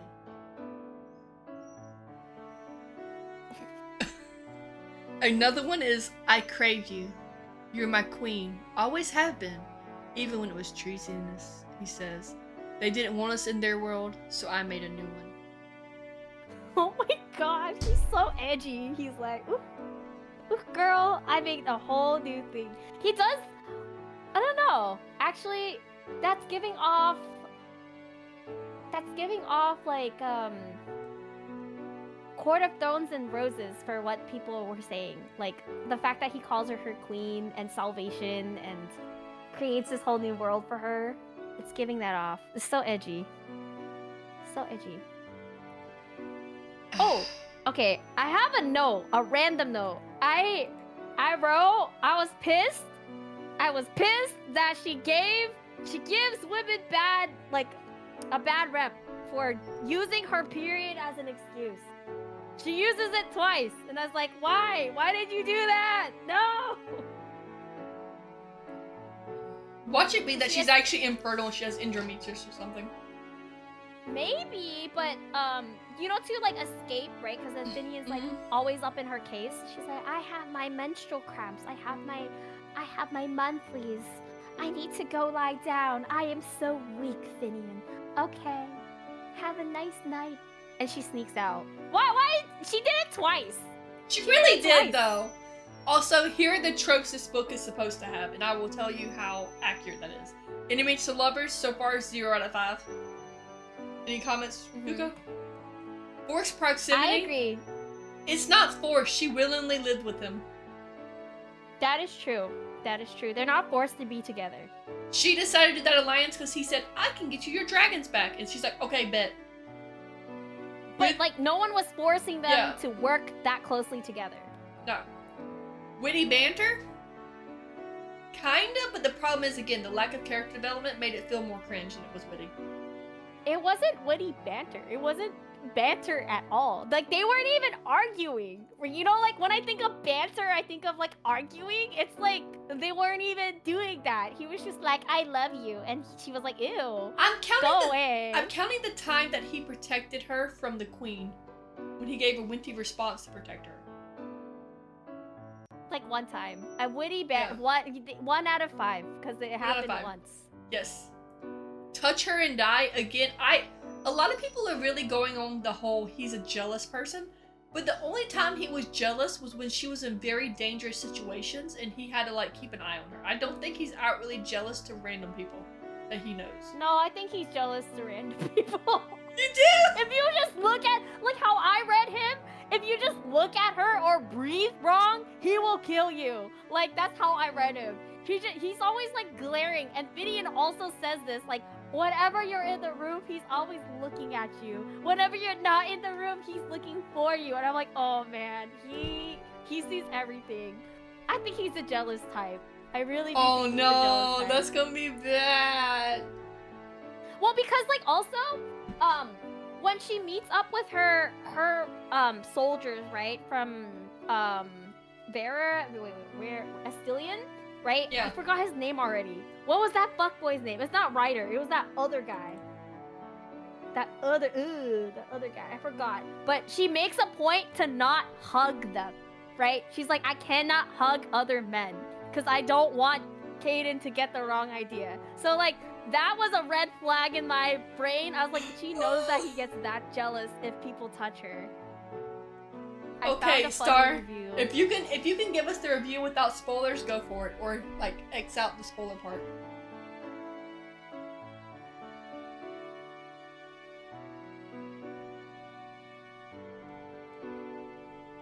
You know, this kind of has almost like a Beauty and the Beast trope if you consider Caden the Beast. Yeah, true. And I say that with the fact of, I don't think she has Stockholm Syndrome, she's not Bill, but she definitely went on the idea that he could protect her. And also, here's the real question, how the fuck did he know that was her from their first meeting? I don't know. She must have, like, very specific eyes or something. I don't know, man. Like, he's just been obsessed with her for, like, 26 years of his life. Can you imagine being so obsessed with someone that you recognize them even though you've never really seen them? I feel like maybe there was something about her that he remembered, like her hair or something, or her eyes. I don't know, but I get it because he's like a guy who goes to war all the time. He fights, right? Like he reminds me of, like, you know, those people that go to war and they have like a hot like bikini model in their pocket watch or something to look at when they're sad. Like, maybe that was who she was for him when he was in battle. Yeah. And also, I will say this, if Fuka decides halfway through Wrath of Dragon she does not want to continue it, I will probably force myself to continue it. Oh, stop it. I know. You're like, Mom, please no. And give y'all a review of it. My dog just said, Mom, no, please. Please don't. He's like, I think I will, like, continue just because I know it's gonna end in, like, 3 books. So I'm like, okay, there's an ending. And there is an audiobook, so if I don't want to buy it, I can just check it out. Exactly, that's what I've been doing. But I will say, for our first podcast, I don't think we did that bad. I thought we did pretty well. Even though this book was very, missing and did not live up to the hype. Yeah. It's okay, though. I think, it gives us a lot to think about for the next novel. Like, I'm okay that it flopped. Like I said, I'm okay that it flopped for us first novel, and it was tough because, again, like, I don't want to be, like, hyping up the next novel, but, like, Zodiac Academy, for example, the first novel was very hard to get through, but the second novel was pretty good. So, I don't know. I don't have high standards for books, so I will continue to read it. Same, but, like, I'll probably bitch about it. I'm sorry, community, for those of you who joined into the streams prior to this stream and heard me say, this fucking book, how am I gonna get through it? It is okay. It is okay. You can just, like, give yourself a treat every time you get through a chapter. Don't encourage me. I'll do it too. I'm not gonna lie, yeah. It took me a while. But also, like, while I was reading this book, I had to stop and then audiobook, like, a different book. What was I audiobooking, like, while I was doing this? I don't have my phone. Probably Zodiac's. No, I had to finish Zodiac before, because I recently also finished this book, right? I had to finish, because I finished Zodiac number 2 around December, so I had to have finished that, or no, maybe, no, you're right. No, yes, I was reading that while reading this book. Yes, you're right. What else? Oh, there was another book. It was called Funny Story. I really liked that book. Funny Story by Emily Henry. Have you heard of... Okay, so now we're gonna change the topic. Have you heard of that book called Heated Rivalry? Have you seen it? Like, no. There's, like, TikTok clips. It's, like, about 2, like, horny hockey players. Oh, God. And I'm excited for this one because I think it's fake enemies. They pretend that they're rivals, but they really like each other because they're on opposite teams. Are they just trying to fuck? I just need to know. No, yeah, apparently it's really raunchy, but it's also a TV series that people really like. Oh my God.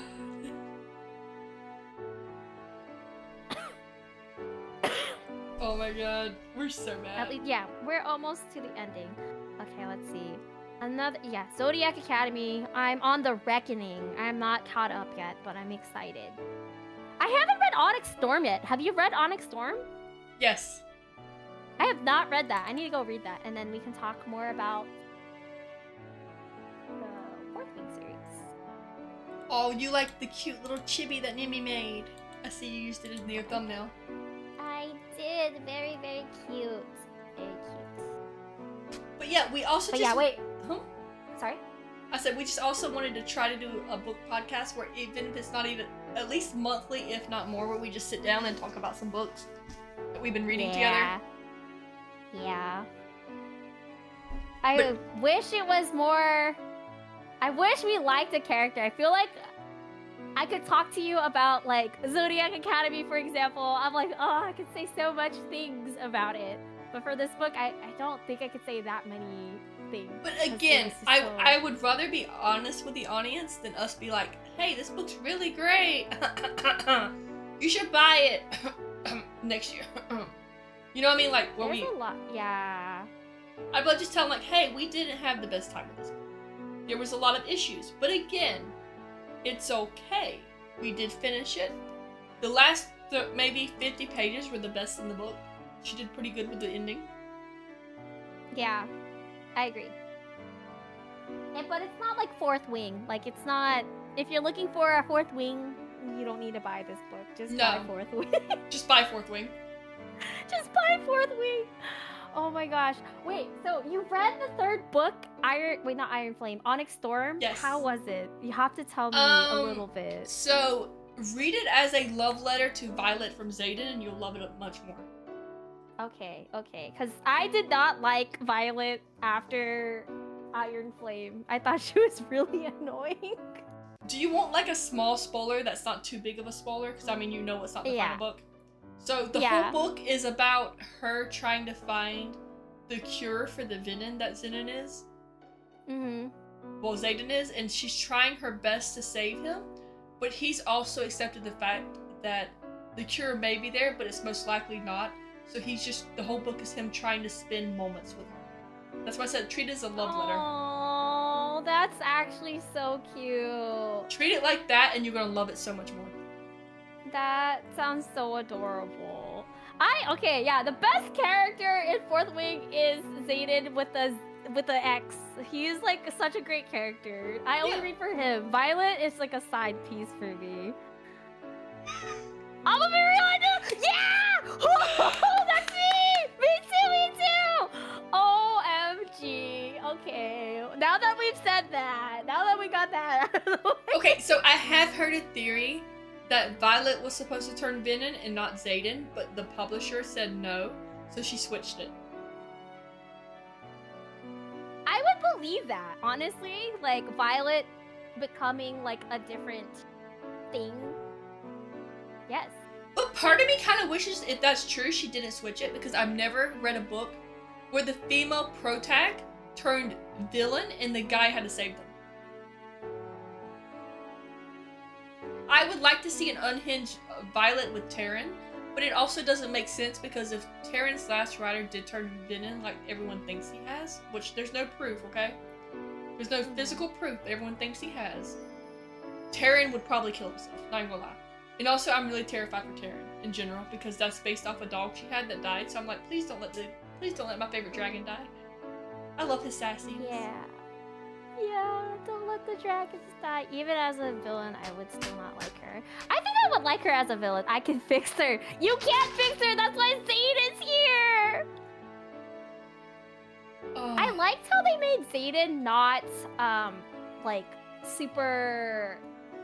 What's it called? He's, like, hot, but he's, like, a different kind of hot. So I was like, oh, he's my favorite character. Okay, what do you mean a different kind of hot? We gotta talk about this. What do you mean?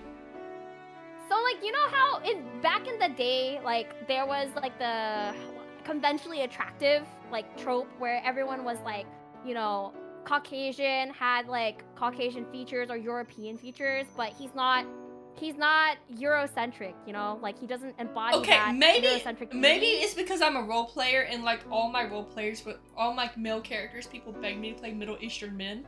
I've gotten so used to that I just like, okay, this is the average character I play, and was just like, cool.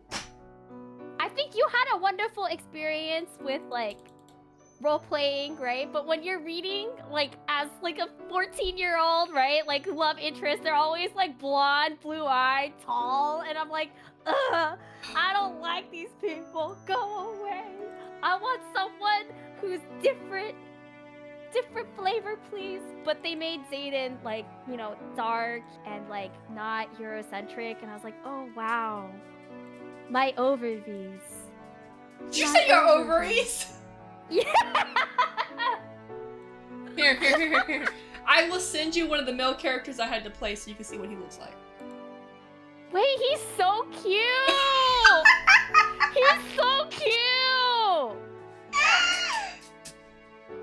Wait, this is so cute! Oh my god, did you guys commission this? Yes. That was supposed to be his lover. Cute. Oh my god. This is so cute.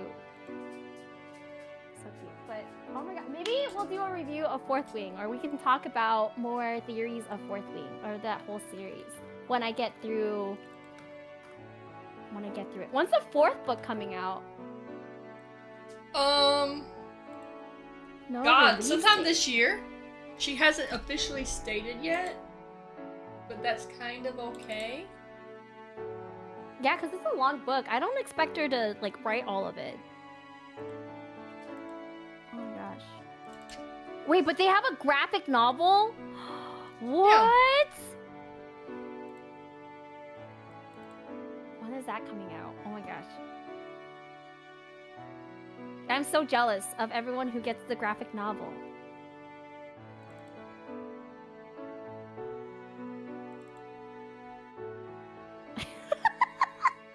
Nothing about ovaries. Nothing about ovaries.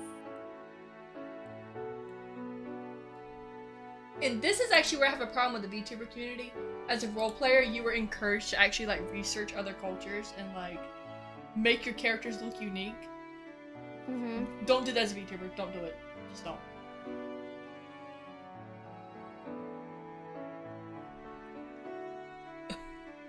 Thank you, No Bath, since 2020. Okay, look, No Bath. If you won't, I do sell Gamer Girl bathwater at !drink. If you need some bathwater. JK, I'll be good now. I'll be good. Wait, where's the bathwater? If you click in there, there's a drink called Dragon Girl bathwater, and it's lychee. It's lychee flavor. It looks so good. Energy. Oh. Wait, so are they like energy drinks or just like? I forgot what they were. Some people, like some of them are hydration, some are energy, and one is a focus powder. Ooh, I like hydration powders. Yes, I just sent Fuka some of my male characters so she can see. That's what I'm used to playing. The artwork on the powders are really good. Thank you. You guys should go get the Ash to Mouth hydration powder. It looks so good. So yeah, when you're MILF, oh my god, I need to buy the MILF Oat Scrub. I need this one. They're actually very well made soaps. V actually uses that one, I think, to shower with, and he said it was actually really well made. I've tried the Serene Wings, it's really good, and I have the charcoal waiting to try it. But yeah. But as Fuka can see in her DMs, I have never really played a white dude, so I'm very confused when people are like, that's typical, and I'm like, oh, okay. Yeah, no, this was not my childhood. This was not my childhood. Like, it was... have you watched The Summer I Turned Pretty? No. So basically, like, these two dudes were what was described in a lot of novels. Like, just the blue eyes, blonde or dirty blonde hair. And the protagonist was always, like, a pretty blonde white girl. And I would be like, no, protagonist of color. But then that changed within the last couple of years. It's gotten a lot more diverse. So I'm very happy that, like, Fourth Wing took off because, like, the characters mean so much, right? With specifically, like, Violet. I know we don't like her, or I don't like her, But I think it's really cool that like she is a character, like a strong protagonist with a disability. I'm kind of a bit distracted by Earth compared to the sun. Wait, why are we comparing Earth to the sun? Fear the Flame. Yeah, originally we were talking about Fear the Flames. Originally we were, yeah. Talking about... Yeah. Yeah, we were. We were talking about Fear the Flames.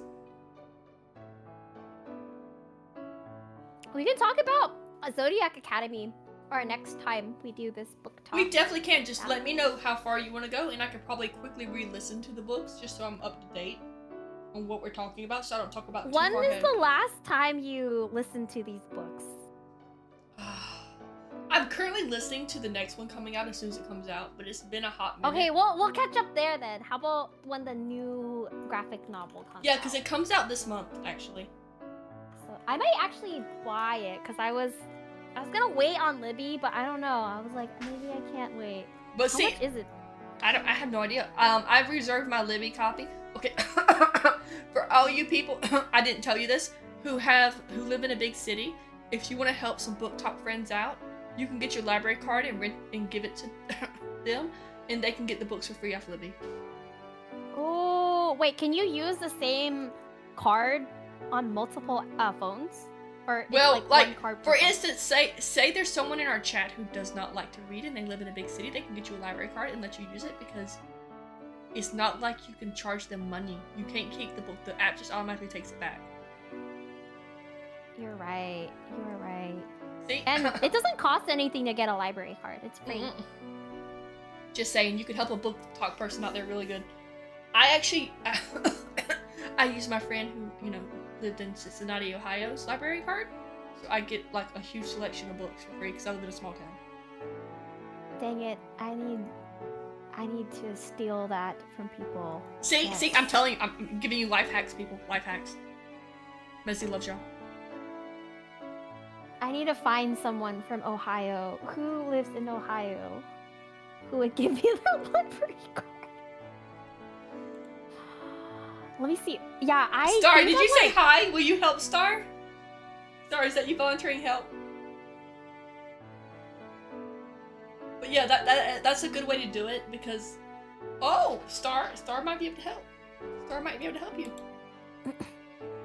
But yeah, I'm 12th in line apparently. So well, how many books for do the they next have? ep- How many books do they have they're buying? Like Cincinnati, Ohio, for instance. I'm like 15th in line, but they're buying 100 copies, so I'm guaranteed to get one. It says 100 copies ordered, so maybe I'll get a copy. Yeah. Another fun fact for y'all, the reason why it's more important to have more library cards in more areas nowadays is the way audiobooks have been changed. It used to be that one copy can be rented out to hundreds of people at a time and it didn't matter. But now copyright law has changed for that for libraries, so where they have to buy multiple copies for multiple people to be able to borrow it. So it's one copy per person now instead of just everyone can rent the same book, even though it's electronic. That is so dumb. Yeah, it is. That's a new thing that happened recently.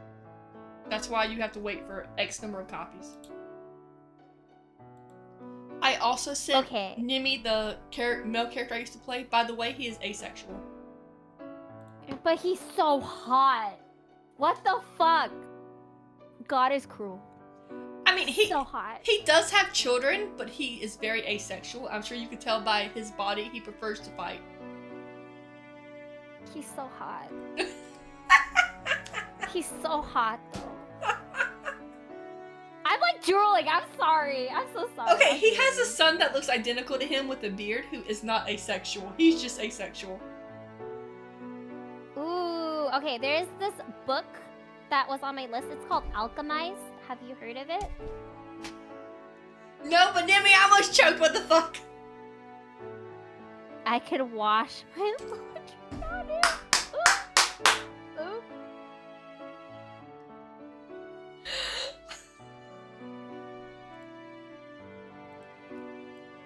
But no, those were the male characters people made me play. And I got kind of tired of it. I think that's why I made him, to be asexual. Because I got tired of everyone being like, play the male character and I'll play the female. And I'm just like, I'm tired. I'm tired. No, thank you. No, thank you. He's asexual. They're like, but he's so hot. I'm like, he will kill you. Try again. So I made him really an asshole. Oh, but he's so hot. But you know, sometimes people need to be told no. Yeah, that's true. You have to be rejected. It's character development. Exactly, it's character development. You gotta be able to take a no.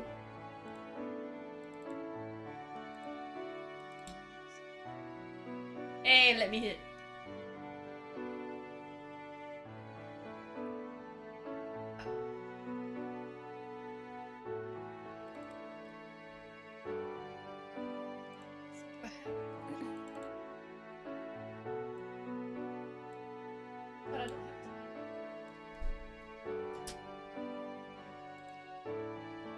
This is his dragon form, Fuga?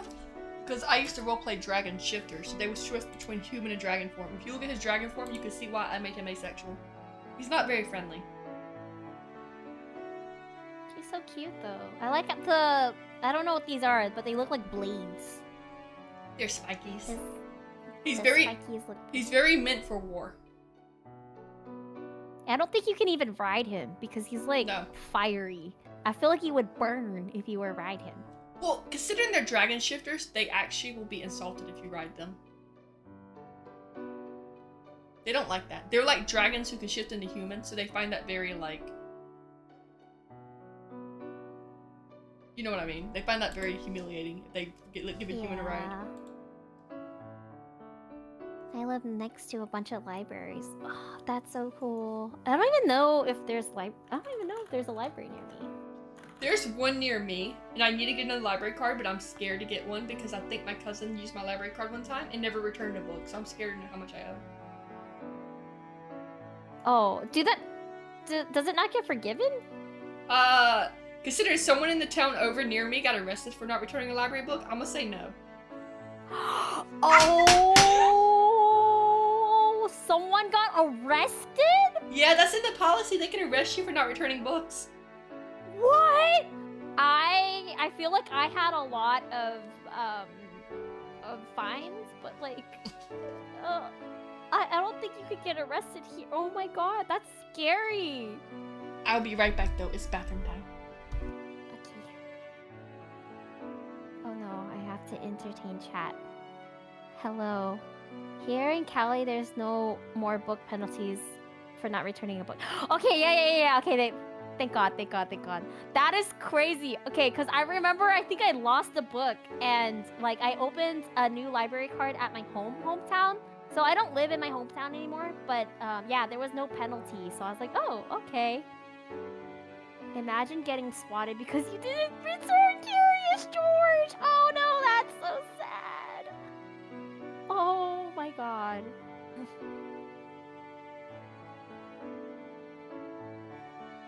Cash only, no debit cards. Oh. I should go to my local library. I do have a local library. They have events. Speech and debate club. Should I join the speech and debate club? American math competition. Crochet and knitting. Makes me wonder what stops people from not returning to turn in books, honestly. I feel like if you're the type to go to the library, then you're also the type to like return the thing because you want to be able to go back and like check out more books. Yeah, it's the moral guilt. But okay, libraries are actually super cool because at my local library, like my past one, I don't really live near too many libraries right now.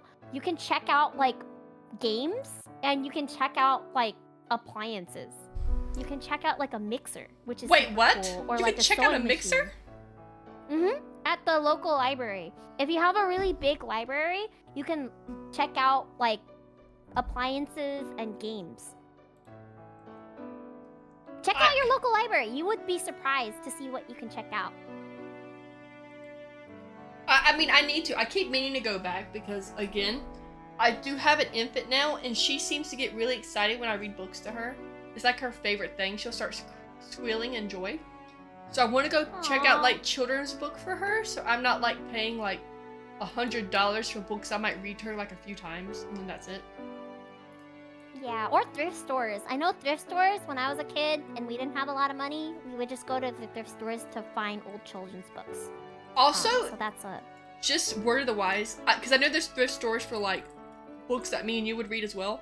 If you buy from there, you're supposed to freeze your book so there's no like bookworms, because apparently that's a real thing. Yeah, bookworms and lies. Well, if you're poor, you just don't care. I just raw dogged it. I was like, yep, Oh my god! I'm gonna take this book. Okay, the games I know for sure my library used to host Smash tournaments. Yeah. License mites. Oh yeah, 3D printing labs. I think, yeah, some libraries have 3D printing. I think that's how my cosplayer friend ends up printing half of her stuff. She just goes to the library and prints out like pieces of her sword. Also, just so you guys know I mentioned Fuka has made my logo before. She is also making the LoreBiters logo. It's a work in progress. So make sure you guys give her love. She is sweet as a button. And she plays a lot of comfy games. She loves comfy gaming. She likes to play farming sims. And what's that other game you like to play where it's like a fashion gacha? What's that one? Oh, it's called Infinity Nikki, but I don't play anymore because it got too overwhelming. I was like, there's too much. They introduced a dying system where you could dye each part of the like gown, like every little part, and I got really overwhelmed. I was like, no, I can't do that. But I do like fashion. I just want to advertise her because I know she's not going to advertise herself, and she's sweet as a button, and I love her.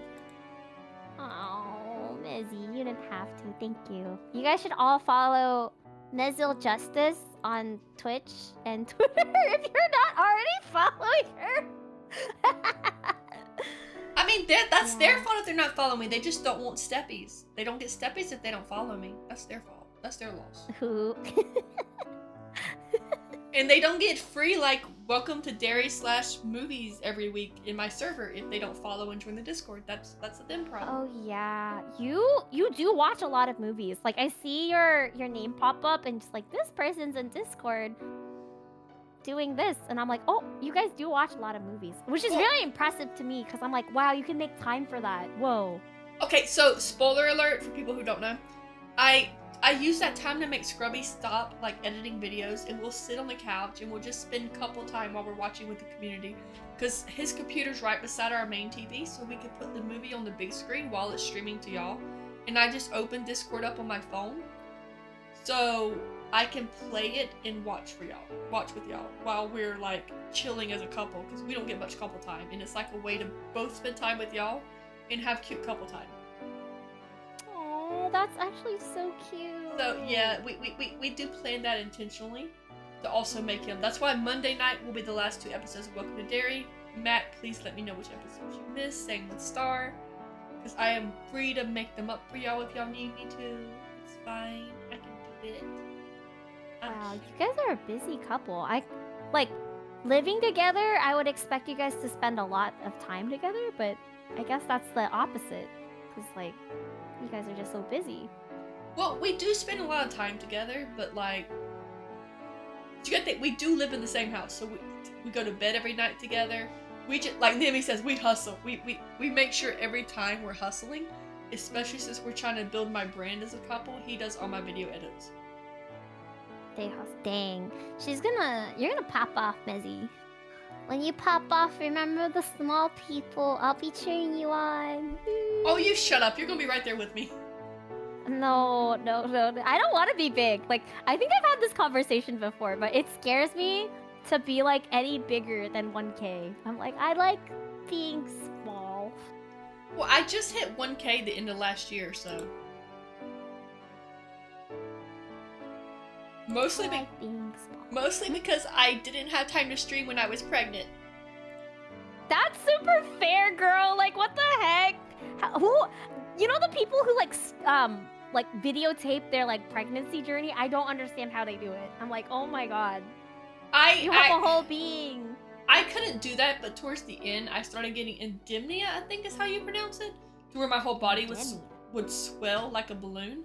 to where it was uncomfortable to sit at my computer chair. That's actually why I stopped streaming. Oh my god. What did you have to do? I had to keep my feet above my head and like take a lot of rest breaks. It was to the point where I could barely work, but I was still forcing myself to go to work so we could pay money. Because my doctor was like, I'll take you out of work, and I'm like, no, I'm a hustle. I'm gonna make it to the end. And he's like, okay, but let me know if it gets painful. I'm like, I'll make it through. Watch me. That's why your baby's so energetic. You like channeled that hustler energy. You're like, oh hell no, I gotta make money even though I'm pregnant. Holy shit. If I was pregnant, I'd be like, no, I'm taking the whole year off. Hell no. I literally told my boss, I was like, and if you're like, well, you didn't do much lab work last year, you were pregnant. I was like, well, bitch, I did so much other shit. How many of these other hoes you think would work while they were pregnant? And he just stared at me. He's like, fair point. Yeah. Oh my god. That is so... Yeah, with the swelling, I would not be able to walk if I had swollen feet like this. I did have a coworker that would go to work shoeless though, because her swelling was that bad. She couldn't wear shoes. So it did get that bad. I actually was wearing compression socks just to have my feet fit in my shoes. Holy shit. Like, my feet would look like Patrick Star in tights because of like how swollen I would get. Like, I legit could not play video games in February. That's how, last February. That's how bad it was. That's why when you're like, let's start the book talk, I was like, I'm very too much pregnant for good right now. It might have to wait a bit. Yeah, that's fine. I mean, I'm glad we waited because we got a fresh start on January, and then there's a couple of cool things that are coming out, like the Zodiac Academy, and then the new book, not the Fourth Wing, the new Fourth Wing book might come out this year. So. Yeah. And also, fun fact, I don't know if I'm actually gonna do it this year or it might be a next year thing. I kind of want to start doing those blind book boxes. Like, I want to buy the thing to engrave on cups and stuff, and send like random designs engraved into cups, and like sell like blind books. Yeah, you totally can. I actually have a blind book from New York. So I traveled to New York and I went to the Strand. Do you know the Strand? It's like a really old, like independent bookstore. They have like a date with a book, and I bought one that was like New York City themed. I haven't opened it yet. I have not opened it. But like, yeah, so I kind of want to do that, but I kind of also want to wait until we get farther in our book talk podcast, so we can find books we like, and those be the blind book date books, like based on our podcast. Yeah. So they can read the book and go back and listen to our podcast, like, hey, that's how they felt about it. Obviously, I'll be honest, I probably will not put this book in there unless the second book is really good. We put the second book in. Don't put the first one in. Just put the second book in. I'll be honest, so if I do not like the book, it will not be going to my blind book box. I will be pre-reading everything before I put it in there. If I don't like it or it's kind of shitty, it's like, nope, not going in. Yeah. Yeah, I agree. But that's something I want to do. I know we talked about doing presents with each other towards the end of the year. Yeah, we'll have to plan that. I want to do like an Avid calendar where it's like, how do I explain this? It's sort of like a every day you read a couple of chapters and you get a present, you know? Okay, let me make sure I'm understanding you. So we're basically going to find a present that matches with those chapters, those set of chapters. Yes, or with the theme of the book. Okay, I can do that. Yeah. So you would have to buy 20... Well, I don't think it's reasonable to buy, like, 24 gifts? 25 gifts? I think we should do the 12 days of Christmas. Small. Yeah, we should do 12. Like, every 2 days you open a gift. And the gifts are, like, something, like, small, like, stationery, like, stickers that are related. So if you did, like, a Fourth Wing read, right? Like, one of the days could be, like, dragon stickers or something like that, or like a bookmark or something like that. Or, to be funnier, do some oranges, because that's what Jack Barlow's allergic to. Yeah, oranges. Oranges! You could do teas. Orange tea? Yeah, that'd be funny. Orange teas. I saw a couple of people doing like teas and like drinks to go along with the book. Mm-hmm.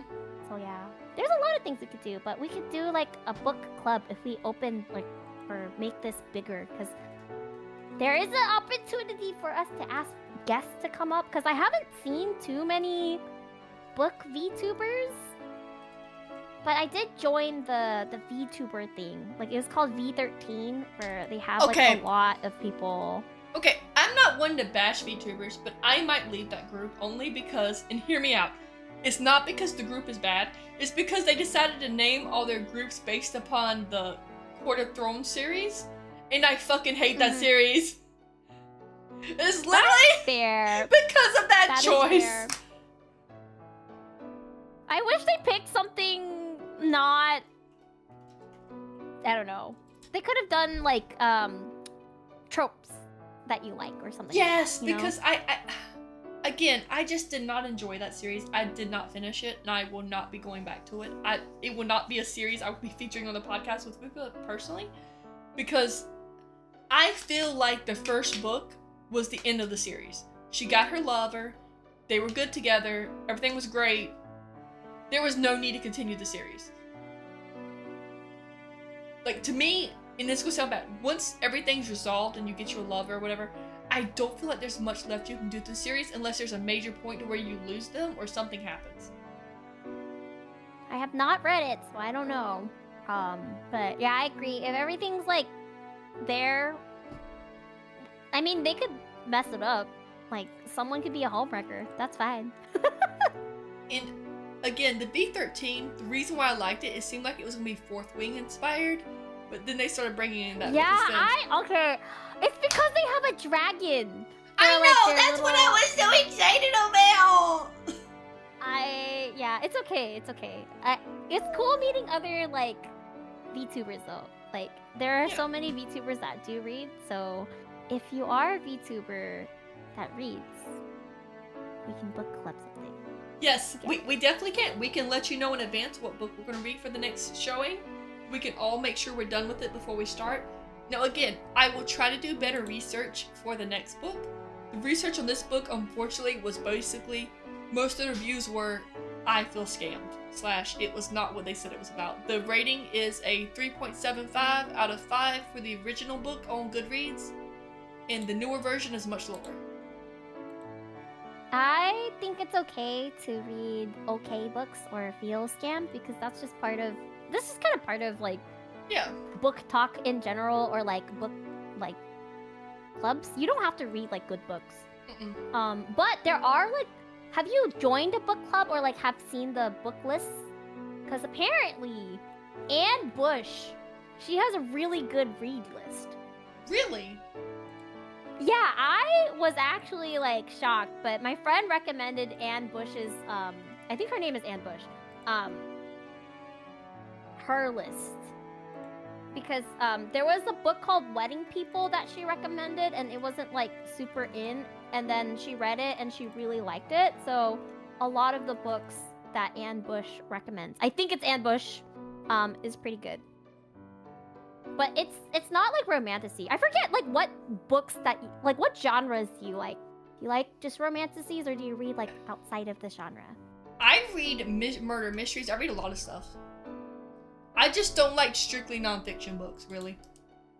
Oh yeah, I can't do a nonfiction book. Okay, so I'm gonna link the author's profile. Again, there is no hate for this author. She is definitely a younger author, but if you want to support her and her works, this is her information.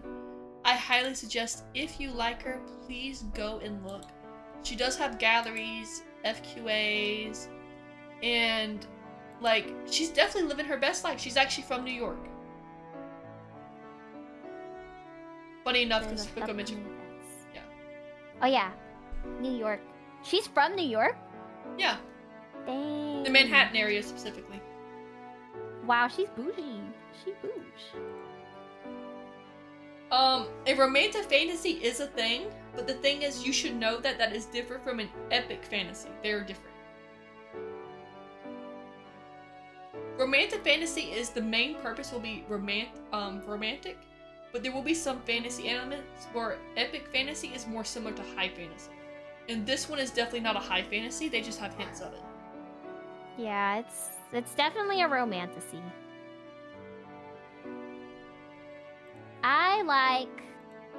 I think I like a lot of things. There's no one genre I like gravitate towards. I think as long as the story is like, what's it called? How do I say this? I'm gonna say this in a weird way. You have to, I like books where I'm on the edge of my seat.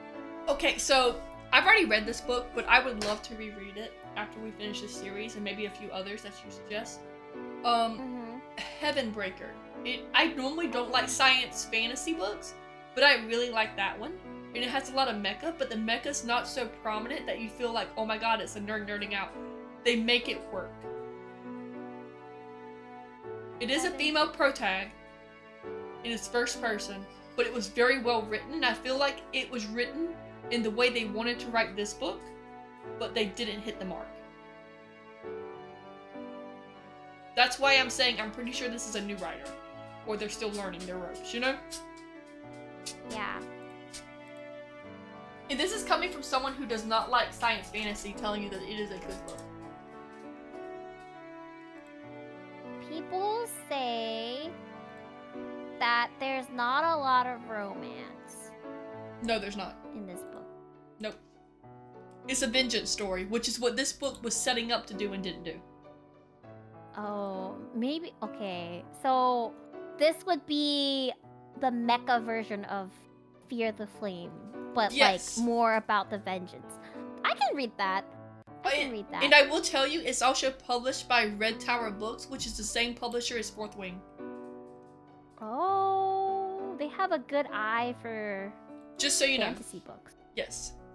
I'm going to link the Amazon link in the chat just so y'all can see what Heavenbreaker looks like, because this is the version I have, and it has a what's the term thing? A painted pages. There you go. Whatever it's called. The pages are painted. That's the version I have.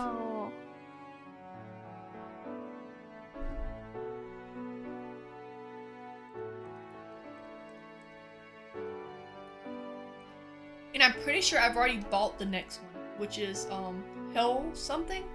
Hell Rider, Hellraiser is the second book or something. But it, as you can tell, Sarah Wolf? Yes.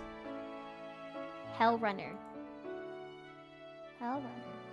Yes.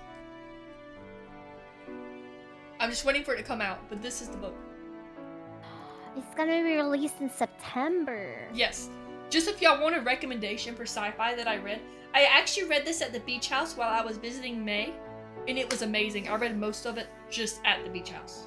And I'm not really one to sit down and read sci-fi.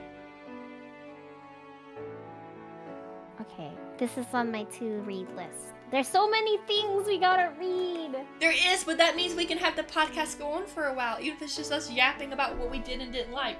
I mean, again, if we really like the book, we can spend more than one podcast going to fully in depth, but for the book that we're kind of both going on, I think we covered pretty well what we did and didn't like, and we kind of need to see the second book to see what changes, to see if the characters truly develop. Yeah, I agree. Let me write down the to read. We have Hellrunner? And then another book was recommended. What was it called again? The Chaos? I think I sent it to you in DMs. Holy shit. Come on, Discord, don't die on me, please. Discord, you got it was this. Songs of Chaos? Yes. Okay. Not gonna lie, thought of checking more fantasy stuff, but reading is something I can't do. You can podcast or like audiobook. Honestly, Matt, the best way to audiobook, especially if you're short on attention span and you have trouble listening to the same voice for hours, is a graphic audiobook if it's available, because they have different voice actors for each character, and you will die just with the amazingness of it. Like Zodiac did a really good job. Yeah, that one's a really good one. But I like walking while like audiobooking or driving, so I always have something I'm doing while I'm audiobooking. Hi, Boomy. I can't like sit and listen to an audiobook. I'm like, no, no, thank you. Aw, thank you, Matt. Thank you for supporting us in our little book clubs. We love it here. Yes. I don't even think we recapped everything. We just was like, this is what we like. This is what we didn't like. To be fair, there was not much to recap because they did so much. Yeah, there was nothing to recap. This book, I mean, like, if I was to talk about Fourth Wing, I could talk about her walk on the wall. I could talk about all this other stuff. But in this one, it was just like, from this moment, you had no recovery. Suddenly, you're doing this and this and this, and I'm just like, girl, where's your downtime? And then when you do have downtime, it's like 100 pages. What the fuck? Yeah.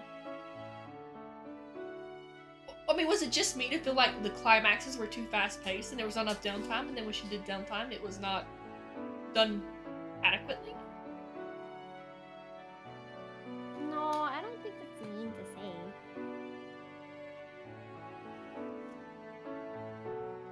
Boomy, do more books. Mm-hmm. More books.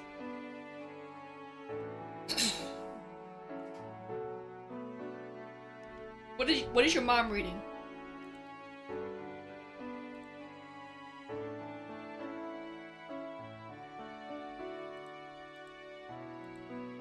They're not story. Are they like manuals? Do people read instruction manuals for fun? I guess that's a thing.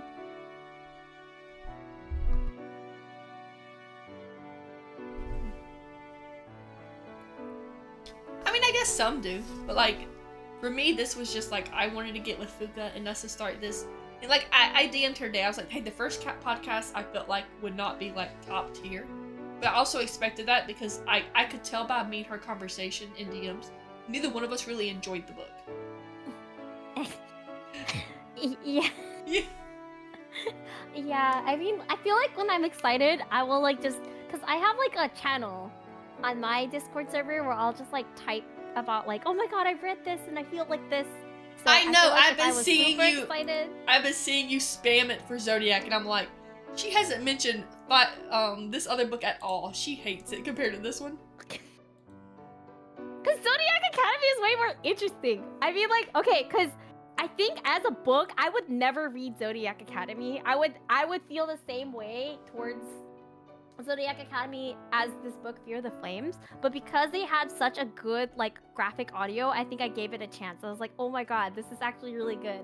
And, like, I'm excited because I think they're doing, like, a CW, like, series. I hope CW or, like, someone picks it up because it's, like, so trashy. It's so trashy, it's gonna be a great drama. You know what I'm really excited to see? I'm ready to see Fourth Wing as a TV series. We're going to be watching it on my server. I refuse. I'm sorry. I've already told my husband if he's not careful. Because he keeps saying that he needs background noise to work, right? I said, if you keep fucking with me, I'm going to put on the Fourth Wing audiobook graphic novel and make you listen to it.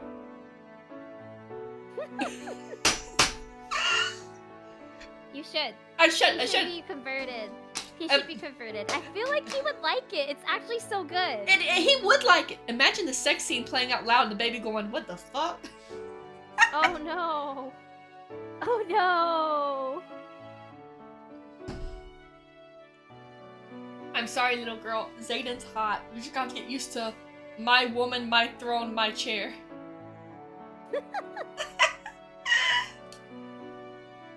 I will say that my baby has been very good about, like, being scared of shit. She's not really scared of a lot of stuff. We took her near Halloween decorations and all, and she was just like, hi.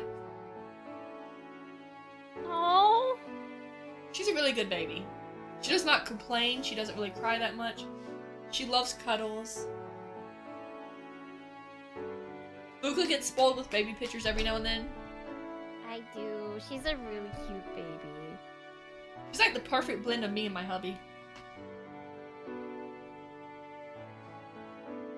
Kind of sassy though.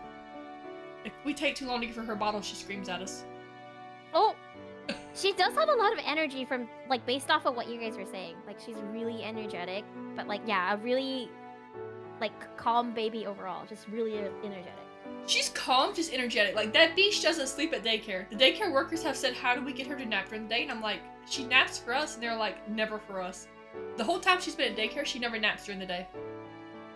She probably doesn't trust them. She's like, oh, hell no. This is not my home. Actually, okay, fun story. So, I went to my friend's monthly lunch last Tuesday, right? Mm-hmm. And, well, they're a child-free friend group. okay? And they respect the fact that I have a child, but there's like an unspoken rule of, hey, don't bring the baby to events. Yeah. And I mean, I respect that. They didn't want kids. Why would I bring my baby to them and force them to help me parent it, right? Yeah. So I leave, every time I eat out with them or we hang out, I leave the parents with her godparents or my mom, right? No issues. Mm-hmm. Well, apparently she stayed with my mom, which that was planned. No hard feelings there. And she told my mom, bye-bye. And my mom said, bye-bye, back to her thing as she was telling her bye. Apparently my child knew what that meant and she went to the door trying to leave. Oh my gosh! She meant it. She was like, bye, Grandma. She's like, oh, it's time to leave. Oh my god, your kid's so smart. Because she was tired. So she was like, bye-bye, I'm going to bed. She went to the... Oh my gosh, she's so smart. She's like barely one. Oh my god. She's not even one. She's 10 months. She was like, bye-bye.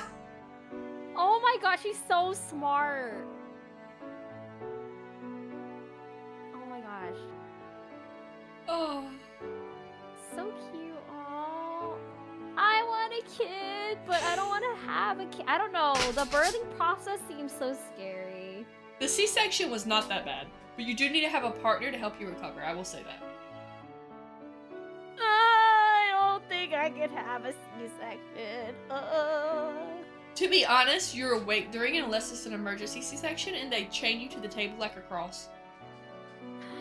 You're awake during the C-section, so like you could feel them cut you open? You don't feel it, no. I felt them jumping on my chest to push her out because she refused to come out. That was it. I felt pressure, but I didn't feel pain. She was like, "No, I'm not ready." Look, You I can't. tell everyone who's like, "Why didn't your baby come out?" I'm like, "Why would she? It was the first time you get free food, free rent, and free everything." But the water broke and everything? They're like, "Yep, you're ready." She Nope. wouldn't come out. But my water did not break, but they induced me and did a C-section because like, I was over basically right at 40 weeks and she had not dropped and she was like 9 pounds. They're like, this baby does not need to be birthed naturally. She's too big. Oh my god. 9 pounds? Yes, she's a big baby. 9 pounds? Buka, she is only 10 months old and not even 10 months yet. She's got 6 more days and she's over 20 pounds.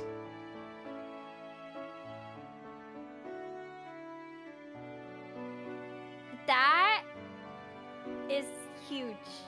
20 pounds. Like, I sent you a picture just now. That is her currently. That is like recent pictures. Oh my gosh. Oh.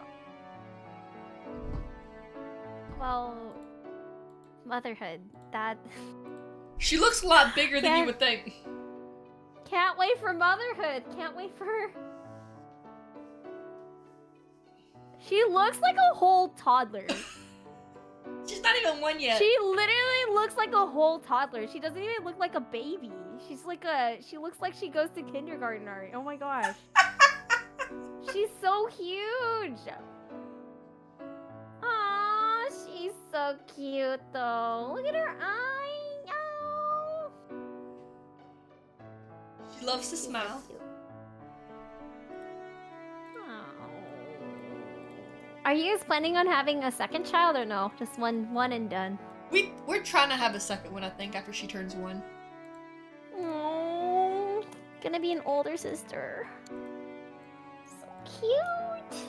Oh, baby. But yeah, she's that cute. She's that little. Well, I guess she's that big. She's that big. She's huge. Oh. But yeah, no, the doctor was like, if she's past 8 pounds going on 9, you're not birthing that child natural. That's gonna be too painful, even with medication. Even with medication. Wow. Yeah, I don't know how I would do 9 pounds. Oh my god. So, she was a C-section baby. Mm-hmm. And she's just as healthy as any other baby. Very smart. I'm actually worried about her, to be honest. Because my dogs are very friendly towards her. They give her kisses and they play with her. Mm-hmm. It's gotten to the point to where she's physically tried to grab my mom's dogs and pull their fur because they won't give her kisses. Oh no. Because she doesn't understand that not all dogs give kisses. Yeah, she thinks that all dogs are like her dog. Oh. I've literally told my husband we have to be careful where we take her because she hasn't quite grasped that concept yet. Yeah, she's so innocent. Oh. Luckily, my mom has golden doodles, and they don't have any violent tendencies, so they just run away from her. But she's very demanding for kisses. Like, she'll actually put her hand out, and when they don't kiss it, she'll put her hand up to their nose, and then she grabs their fur if they refuse. She's like, "Sir, you gotta pay up." The kissing tax. Oh. Hi, Raven. But no, she's like, she's a menace when it comes to animals. Don't let her fool you. She's a menace. She's so cute, though. We need to start getting her to sleep in her crib at some point, but I'm scared to let her sleep in her crib. Does she sleep with you guys, or...? She sleeps like in a playpen beside us. She does not sleep in the bed. Oh, we're doing a book talk. God. What you asked about the Huskies. That's these little loaves. And I promise you, they mostly sleep besides that one time my dog came to tell me no.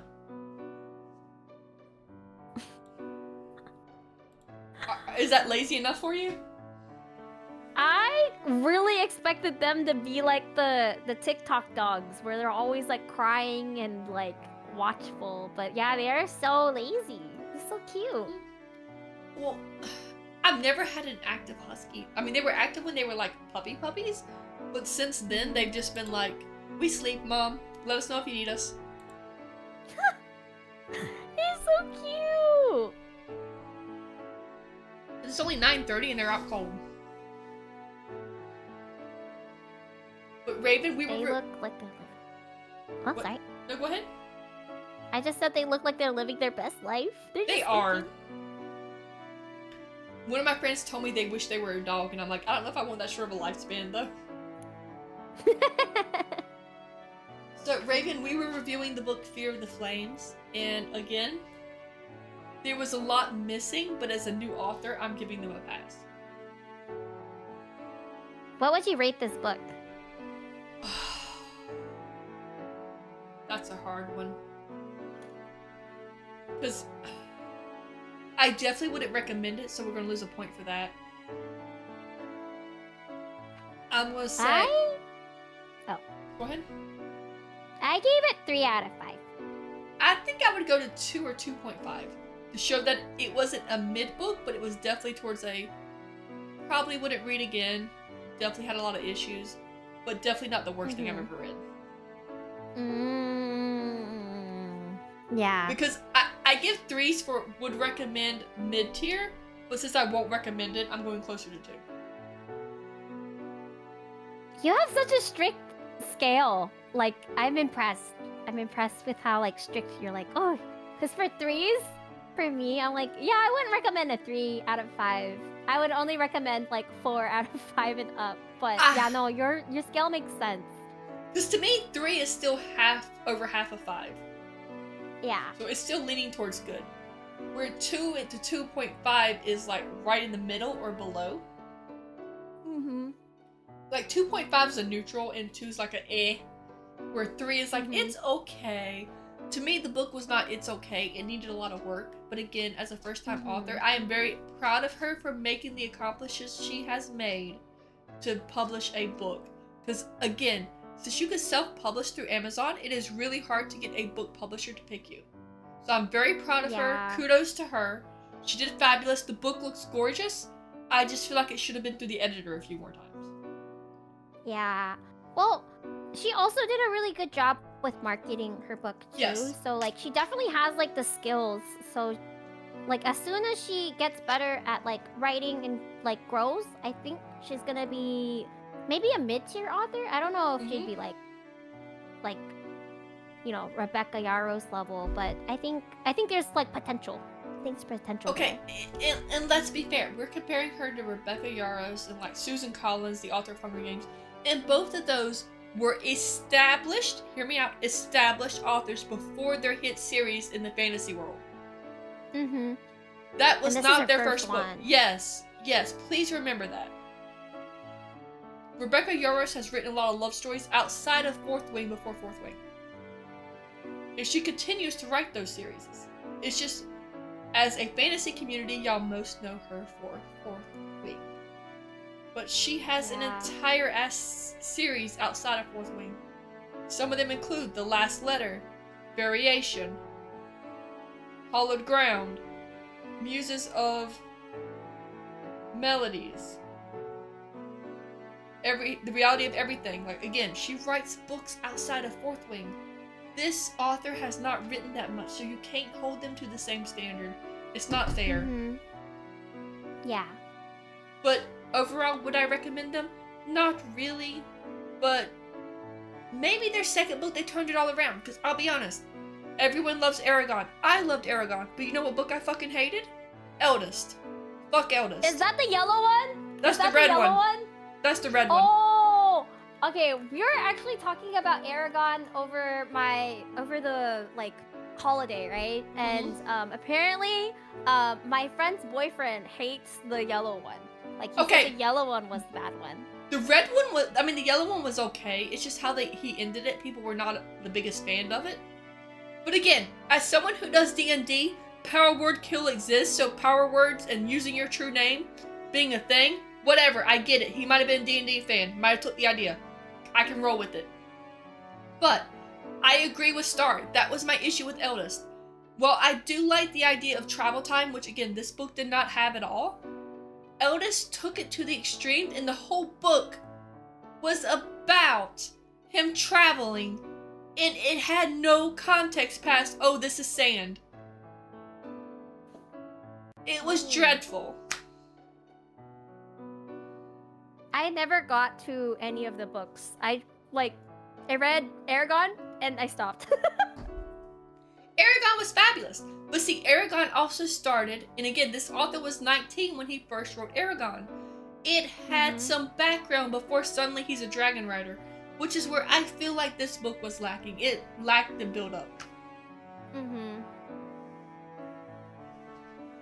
Book is like, Mezzy, I could tell Mezzy's read a lot. Yeah, I don't think I've read as much as you. You should look at Marnie's book reads.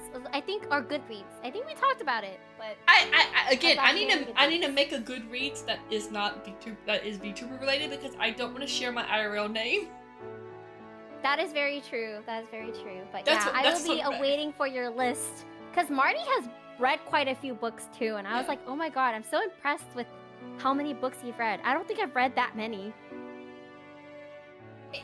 It's decent, and Star asked for your question. I think it goes Aragon, Eldest, Rissinger, Inheritance, and now there's Murtagh, where it's about him. There's a new book that just came out 2 years ago called Murtagh.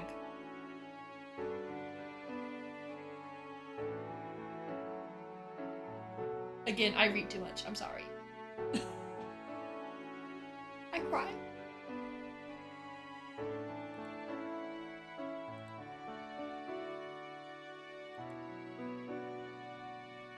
Puka, you okay? Your model's still.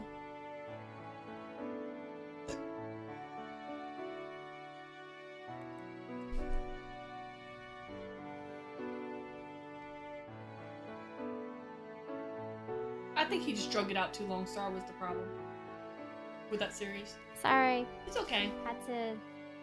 Someone was calling me. Okay. You know a really good series? The Percy Jackson series and the Ranger Apprentice series. I'm pretty sure I bought the whole Ranger Apprentice series for OD one time. The Percy Jackson. I have not read Percy Jackson. That is a book I should read. There's also a spin-off where they talk about the other gods. He does a really good job doing, what's the name when it's like multiple gods? God, there's a name for that kind of religion. Holly something. Senior Year's Adventure. Did he publish something recently? Wrath of the Triple Goddess? Polyethic. Well, he does the Egyptian gods, he does the Roman gods, and the Greek gods. He may even do the Norse gods by now, but he does like children of them and them living in a modern time. Percy Wait, there is something called something keepers. Is it called Lore Keepers? Book.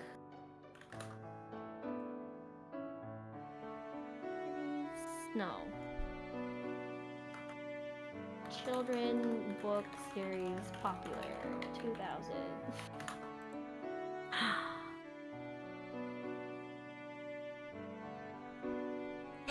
Oh my god, sorry, off topic, but Golden from K-pop Demon Hunters has won the Best Original Song at the Golden Globes. It has done it!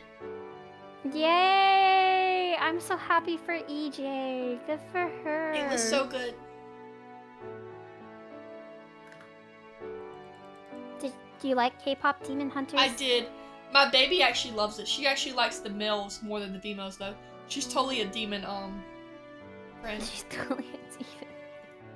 She sits there and dances to them whenever they come up. Soda Pop is her favorite. Oh, that's so cute.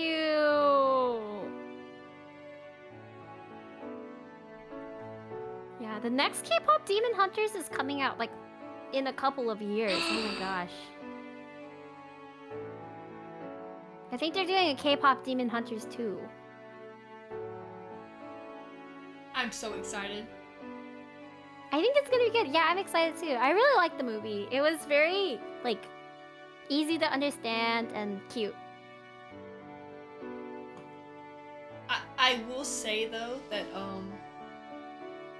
another good series that I have not seen talked about in a very long time is, have you ever heard of the Madamo or Redwall series by Jacques, something?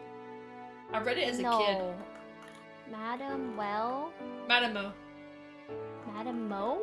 It might be better if you look it up by Redwall, because I'm not sure how to spell Madamo.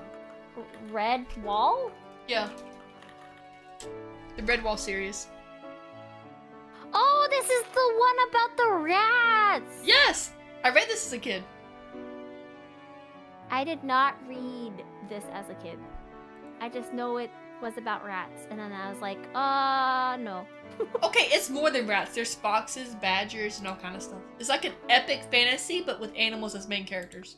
You are such a smarticle. I would have never read this as a... I didn't read too much as a kid, honestly. Did not read too much. Hi, Yuna. And there is going to be a second Demon Hunter, but I loved to read as a kid. Like, my goal was to read all the books in the library as a kid. Obviously, I couldn't accomplish that, but I wanted to. You pretty much did. Pretty much did. I have not read any of these books. Oh my gosh. I feel like I'm missing out. Okay. I feel like I'm missing out. Look, I used to read this book with my mom when I was a kid because I was too young for the book, so she'd help me learn to read it. Another series we read together was Magic Tree House. Oh, I love Magic Tree House. I remember which one I stopped at. It was the one where they scaled, I think, the Great Wall. It was this one. Wait, I look like Fuka Mom? This was the last book I read. I remember it because it was green. Honestly, okay. So Fuka, to be real with you, one of the greatest joys I have of being a mom is going back to read all these kids with her, these books with her. Aww. I want to read them. That is one of my goals. The Magic Tree. How about Geronimo Stilton? I really like Geronimo Stilton. I've never read that one. He's like a rat. He's just a rat. But yeah, that is one of my favorite things, is knowing that I can go back and read all these books to her. Because as a child, I had a speech impediment, so it was really hard for me to read and talk. So I would like listen to audiobooks and have my mom read to me so I could learn words. Your mom is so sweet. My parents would never. They'd be like, you gotta figure that out yourself. Well, no, like my mom would read to me, and to make sure I was paying attention, she would ask me a random question about what she was reading to make sure my attention didn't get like outside of her. Oh, that's so cute! Oh, this lore is so adorable. And to this day, my mom still likes to read books. Does she read to your daughter too? No, but once I tell her Elena likes to read, she's gonna read to her, I promise. Because, like, my child has taken the books I bought her and she'll open it and pretend she's reading it. Oh! tries so hard. She tries to read. Oh my god. Like, hubby sent me a picture of her with her ABC book and her sitting there staring at it with intense focus, like I'm reading this book. My heart. So yeah, that is one of my goals as a mom, is to read some of my childhood favorites to my child and let them know the joys of reading that I have come across as growing.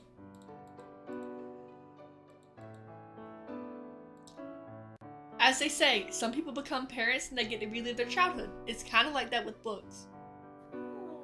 Because like for instance, the Redwall series, I really want to read to her. The themes are courage, friendship, good versus evil, and the importance of home.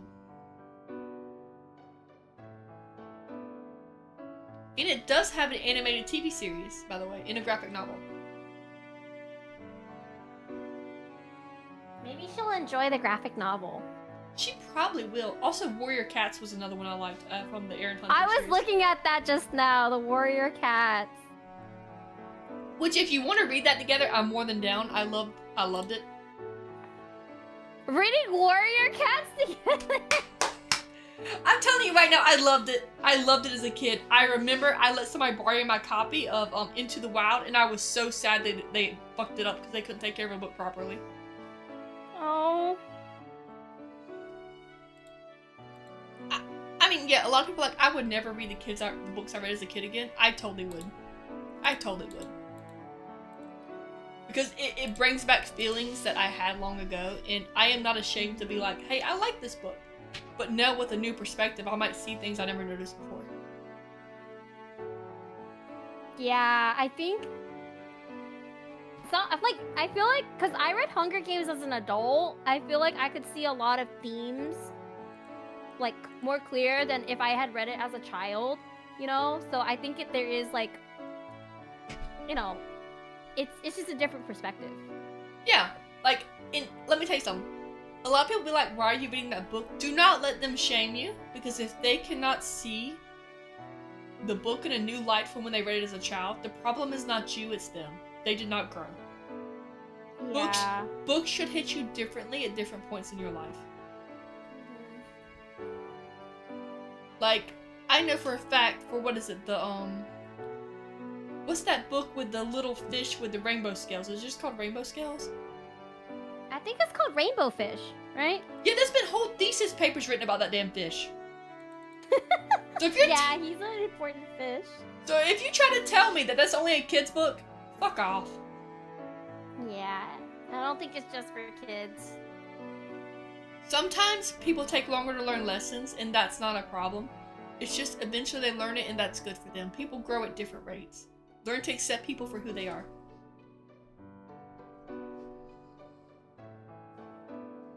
I need to buy that book for my baby, actually. I think she'll enjoy it. She loves colors. The Rainbow Fish one? I really liked that book when I was a kid. I liked how sparkly it was. Thank you for the hydration, Ogie.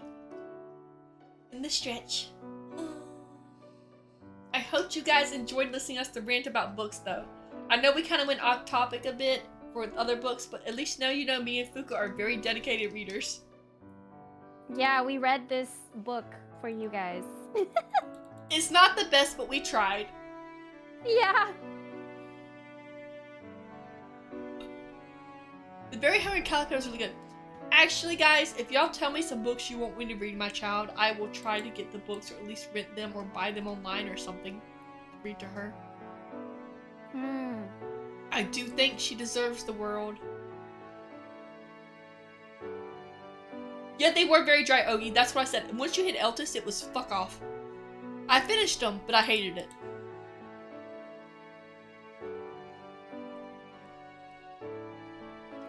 But I'll be honest though, like, I love reading to my child, and I love reading with Fuka. I love reading with all of y'all. I know I bought Ogie the whole Ranger Apprentice series, and I'm serious, I love reading. So if y'all have suggestions for really good books and y'all want us to talk about them, tell you how we feel about them, how we honestly feel, with no filter, no, hey, we're being paid to talk. We're not being paid to talk about these books. This is something we all did on our own. We will tell you our honest feelings. Like, I bought this book with my own money, and I wished I did. I wish I borrowed it. I wish I borrowed this book. Like, I'll be honest, nothing is paid here. There is no author pushing our agenda. We're not getting paid commission to sell her books. We just want to be honest with y'all, because I know Book Talk will push books. They're not always the best, but they're just trying to get a commission fee. I want you guys to know how we really feel, know the download, know if the book is living up to the hype. So y'all can make informed choices on y'all's book reading adventure, because there's only so many hours in a day and we don't want you to waste them on books y'all may not like.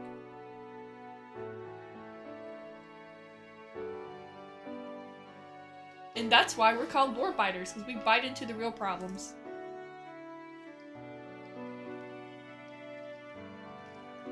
Although, Fuka, I don't think your model's tracking you right now. So my PC has this problem where if I tap it the wrong way, the screens black out. So I've been talking to black screen for a while, but my PC is working, right? And Discord's working. Yeah. I was wondering. This is literally... It's so weird. I don't know how to solve this problem, but I've been having this problem for a while. Yeah, so this is my screen right now. Oh my god, Fuka. But I can hear you and you can hear me, so I'm like, oh yeah, we can keep talking. It's fine, it's fine, it's fine. Here, I'm gonna keep yapping. I'm gonna send you what Ogie sent me just so we have a record of it.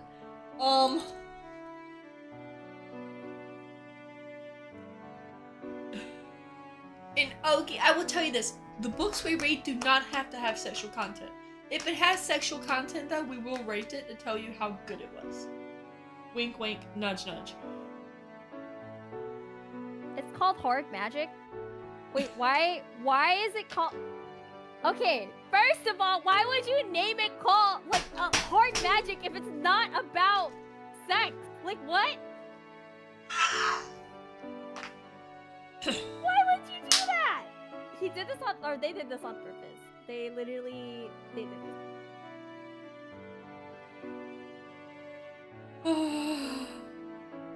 Star is saying you might have to update your drivers on your computer. Driver issue. Driver? Like, how do I update my driver? Star? Before you say that, let me just send you her black screen so you can see her black screens of death.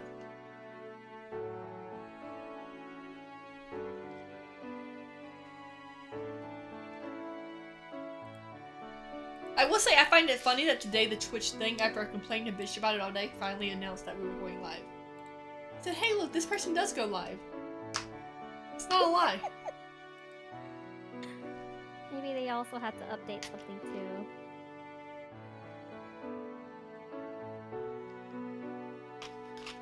But that's Fuka's screens if you can see it, Star. But no, like...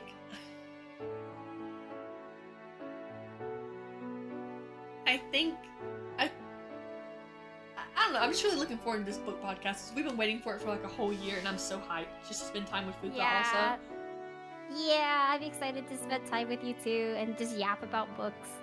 She was kind of worried that I wasn't lewd enough, then she realized I will say all kind of shit. I'm just trying to tone it down so YouTube doesn't, like, ban me.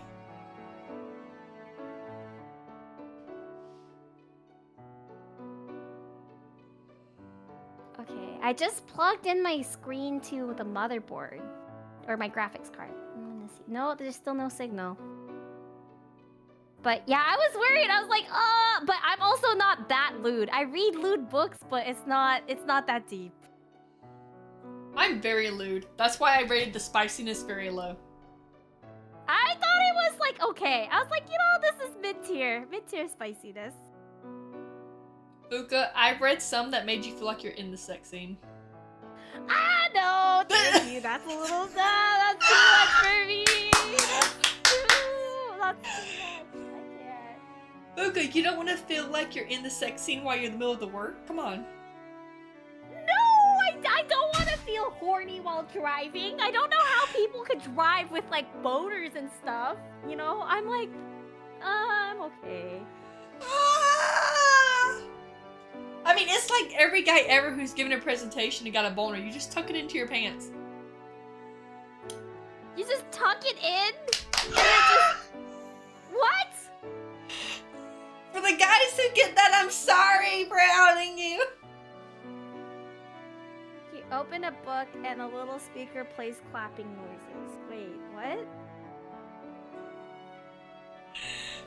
Oh my god.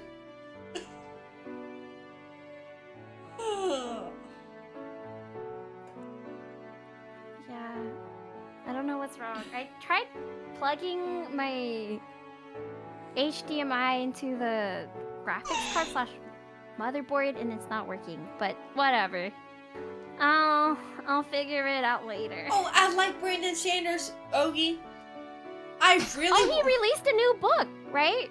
Well, I've been really wanting to read Mistborn, but I'm gonna have to do the audiobook because the printed version of Mistborn, which I have bought and given away, was giving me migraines because the pages were slightly see-through, the font was too small, and with my astigmatism, I just couldn't handle it. It was giving me migraines. I have to do the audiobook to do it. Oh, that's so sad. I've never read a Brandon Sanderson novel, but I hear really great things about it. Fun fact, if you read Wheel of Time, it's actually a really good series that Brandon Sanders takes over after the author dies. Oh. What? Yeah, the author died before they finished it, so he used the author's notes with the author's wife, and they finished the series together.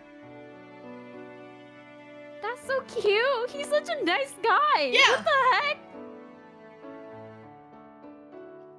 I don't know why I know this random book lore, but there you go. Love you guys. Mwah.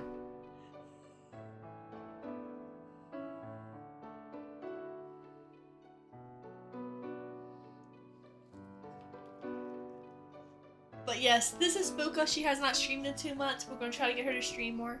She's adorable. She's a cute sharky. Oh, thank you for hyping me up. Yeah, I haven't streamed for a while, but it's because I got sick. I've been sick for like 2 weeks. I don't know though. We'll see if I stream a lot this year. I think this year I'm gonna focus more on like, yeah, just reading and doing like chiller activities versus streaming. I don't know. I kind of want to make more like YouTube content and shorts like how you do. But that takes time and like I have to spend less time streaming. I'll be honest, my husband does that for me. I don't do it, so. That's why you're gonna make it big. I don't have the funds to like hire someone to do all of that because it's a lot. It's a lot of work. You have to like look through your VOD and then like clip things that you think would be viral on TikTok and then make the edits. You can free advice here. You can always find the sound that's the most trending and lip sync to it to get you quick views. That is true. If you want like quick things to do when you don't have time to record like a book review or something you want to do on your own outside of the podcast or anything, you can do that. Just lip sync? Yeah.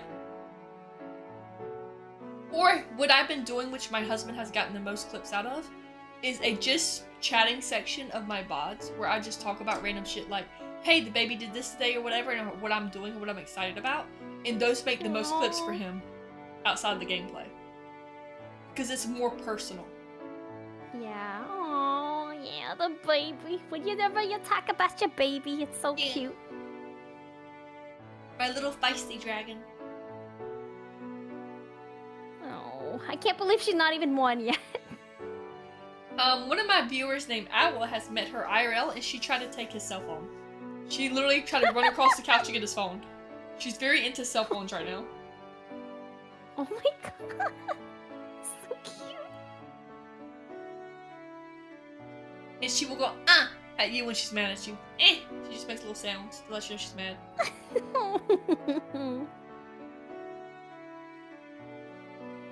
But, I mean, I guess there's a thing for you. Just do like a just chatting time for like 30 minutes and then take that part of your stream. Unless you know something really funny happens in the stream and use that to edit your content. Where you just talk about life, where you talk about things you're excited for. True that. I feel like my just chatting is just me crashing out at life though. I mean, to be fair, that will also get a lot of views because guess what? Crashing out is actually a trend, especially with the way the economy is going. So that's not an invalid way to get views. I know, in this economy, I swear. Oh my gosh. Bright Star drama does get views. In this economy, fucking sucks. A dick, and not the good kind of dick. It definitely has something. Yeah, it's like what's it called? The 1-star review dicks, not 3-star or 2-star. It's 1-star dick. It's the less than 1 inch dick, and you get an STD that has no cure. Yeah, but you have to fuck it every day. Exactly. That's so sad. It barely goes in. It's not even the tip, man. You're just cheated.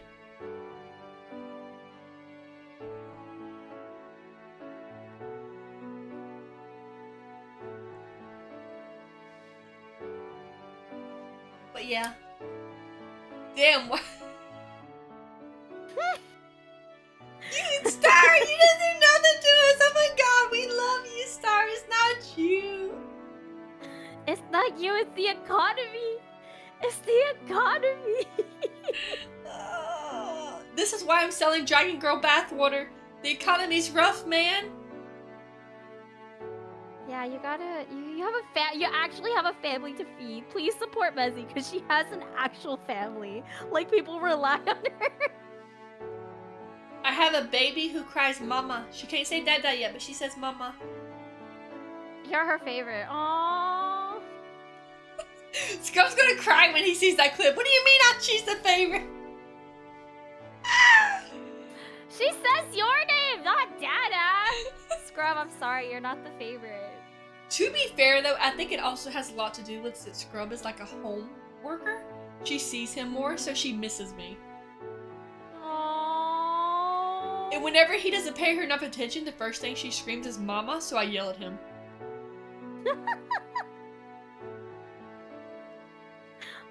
It's like she's snitching on him, like, mama, look at this bitch. He's not giving me attention. Oh.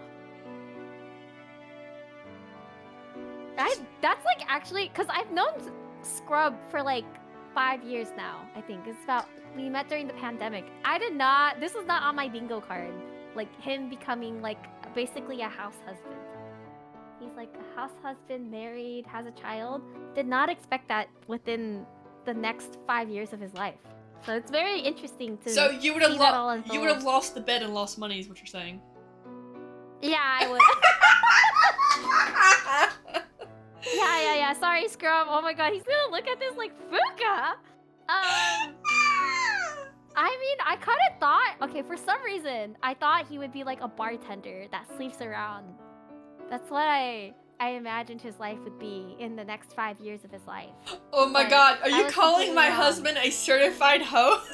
I mean, he was a hoe, I'm not gonna lie, but damn. That's what I thought 5 years ago, okay? He's a different time now, different time. Okay, you heard it here from Fuka. Scrub was supposed to be a certified hoe by this point. Goddamn, I wish he was. Yeah, I have a higher sex drive than my husband. He actually can't keep up with me. You took the hoe out of him.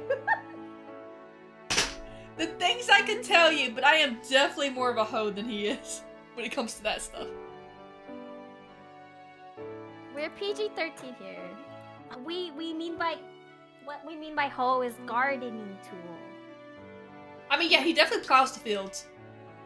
He plows the fields. Was he in a polycule dance or was he incapacitated? I don't know. I don't know stuff about him like that. I just like made assumptions when I first met him.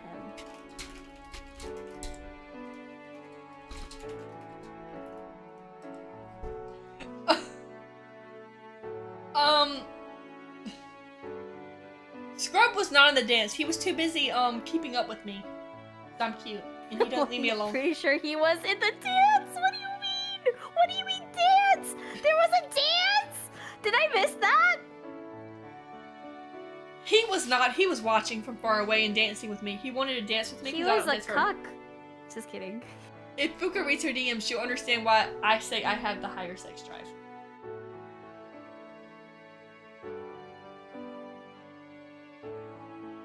Oh.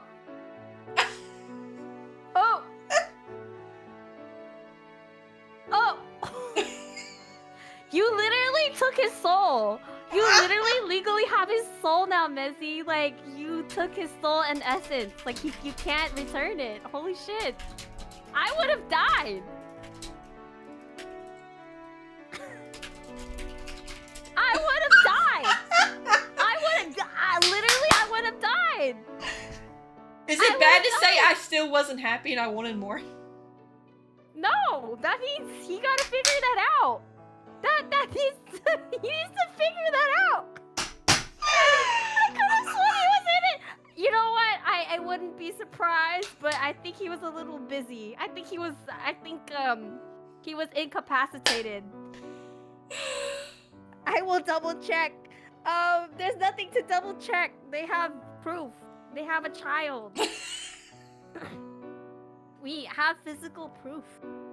To be fair to have a child, because for those of you who don't know, and Fuka, I'm pretty sure I told at some point, I only have one ovary due to a ectopic pregnancy that almost killed me.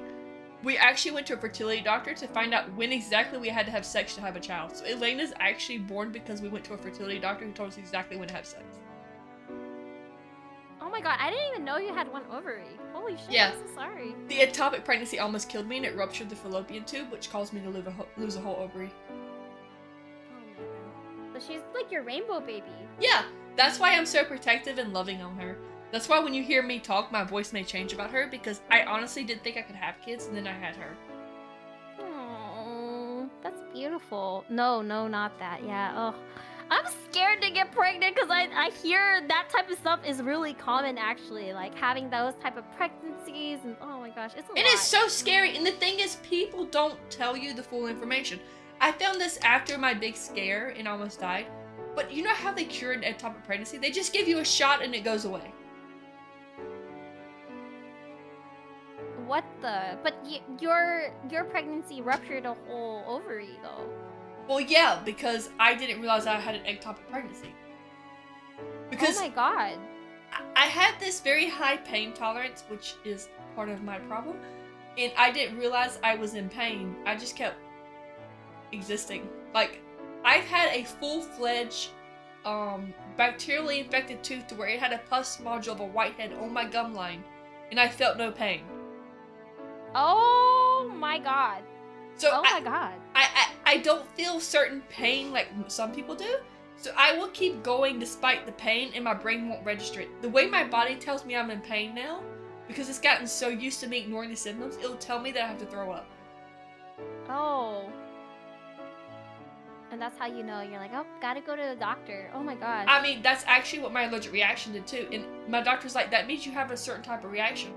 But I don't know if it was actually that, or if it was my body just going, hey, you're not okay. Here's a symptom that I know you will recognize. Wow. But yeah, that's scary. I've had some severe things wrong with me and not realize it was wrong until I had to throw up. Like your genetic. Sorry, you probably have those genetics that, like, you were a warrior or something in your past life, man. Like, what the fuck? My boss teases me and says my baby's a Viking baby because of how big she is. Oh my god. But I really wish I was kidding y'all. Like, there were some times that Scrub will tell you that, like, he could tell I was miserable, but because I knew I had things to do or things I had to finish, I would ignore my pain until it was done and then rest. Oh my gosh. Like, it's that level of bad. Like, I ignore symptoms, and I'm not doing it intentionally to be malicious. I no longer recognize them. That is so scary. Oh my god. I hope you take good care of yourself and Scrub helps you. Oh my god. Yeah, it's kind of bad. Like, my first pregnancy, everyone was asking me, do you feel the baby moving? And I didn't feel her at all. Oh. Like, that whole... Did you never felt her at all? Like, did it gradually happen, or you just never felt her? I never really felt her. To feel her, I would have to actually concentrate on trying to feel her. Oh my gosh. The only time I started feeling pain was towards the end, and that was only because she expanded so much, because, again, she was 9 pounds. And she wouldn't drop down, which means she was still in my rib cage at 9 pounds. Oh my god! Rib cage? 9 pounds? I would still go to work and function, and I went to work right until my C-section. I don't know how you do it. That is crazy. So, I mean, yeah, I have some problems. I'm sorry. That's not a bad problem to have, but yeah, it's scary.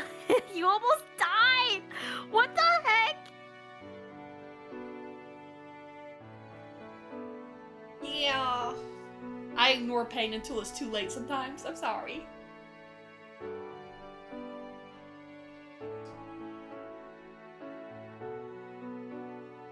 It's okay though. I'm okay. I'm glad you're okay, and I'm glad you had a safe pregnancy, and... Oh my gosh. That's so stressful. I hope Scrub is looking out for you. He does when he can. It's just hard when I can't even tell him what symptoms I'm having.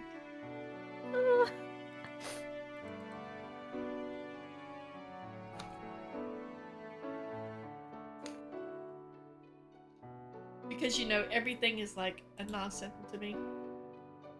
Mm-hmm. Yeah, so you can't really... You're just like, this is my day. Exactly. Dang. Alright. I think we can wrap up our podcast today. We can! And I gotta find somebody to rage fuck.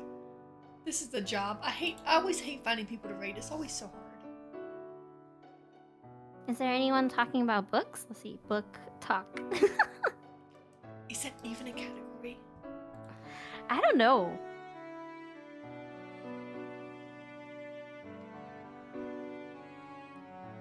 There is someone who is reading, but they're reading in Portuguese, so I don't know. There's a book club reviewer. Tarot. There's a lot, actually. There. If you look at book talk, yeah. Let's see.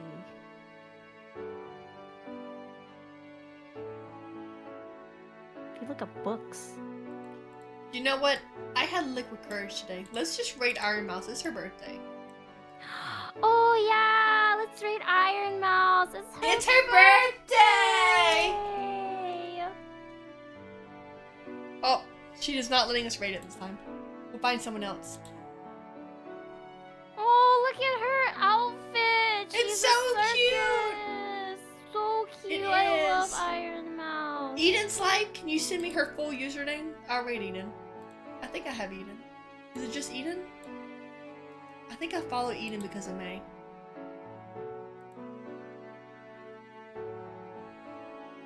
Just Eden? Yeah, How did you just get that Eden? Wait, that's actually such a good name.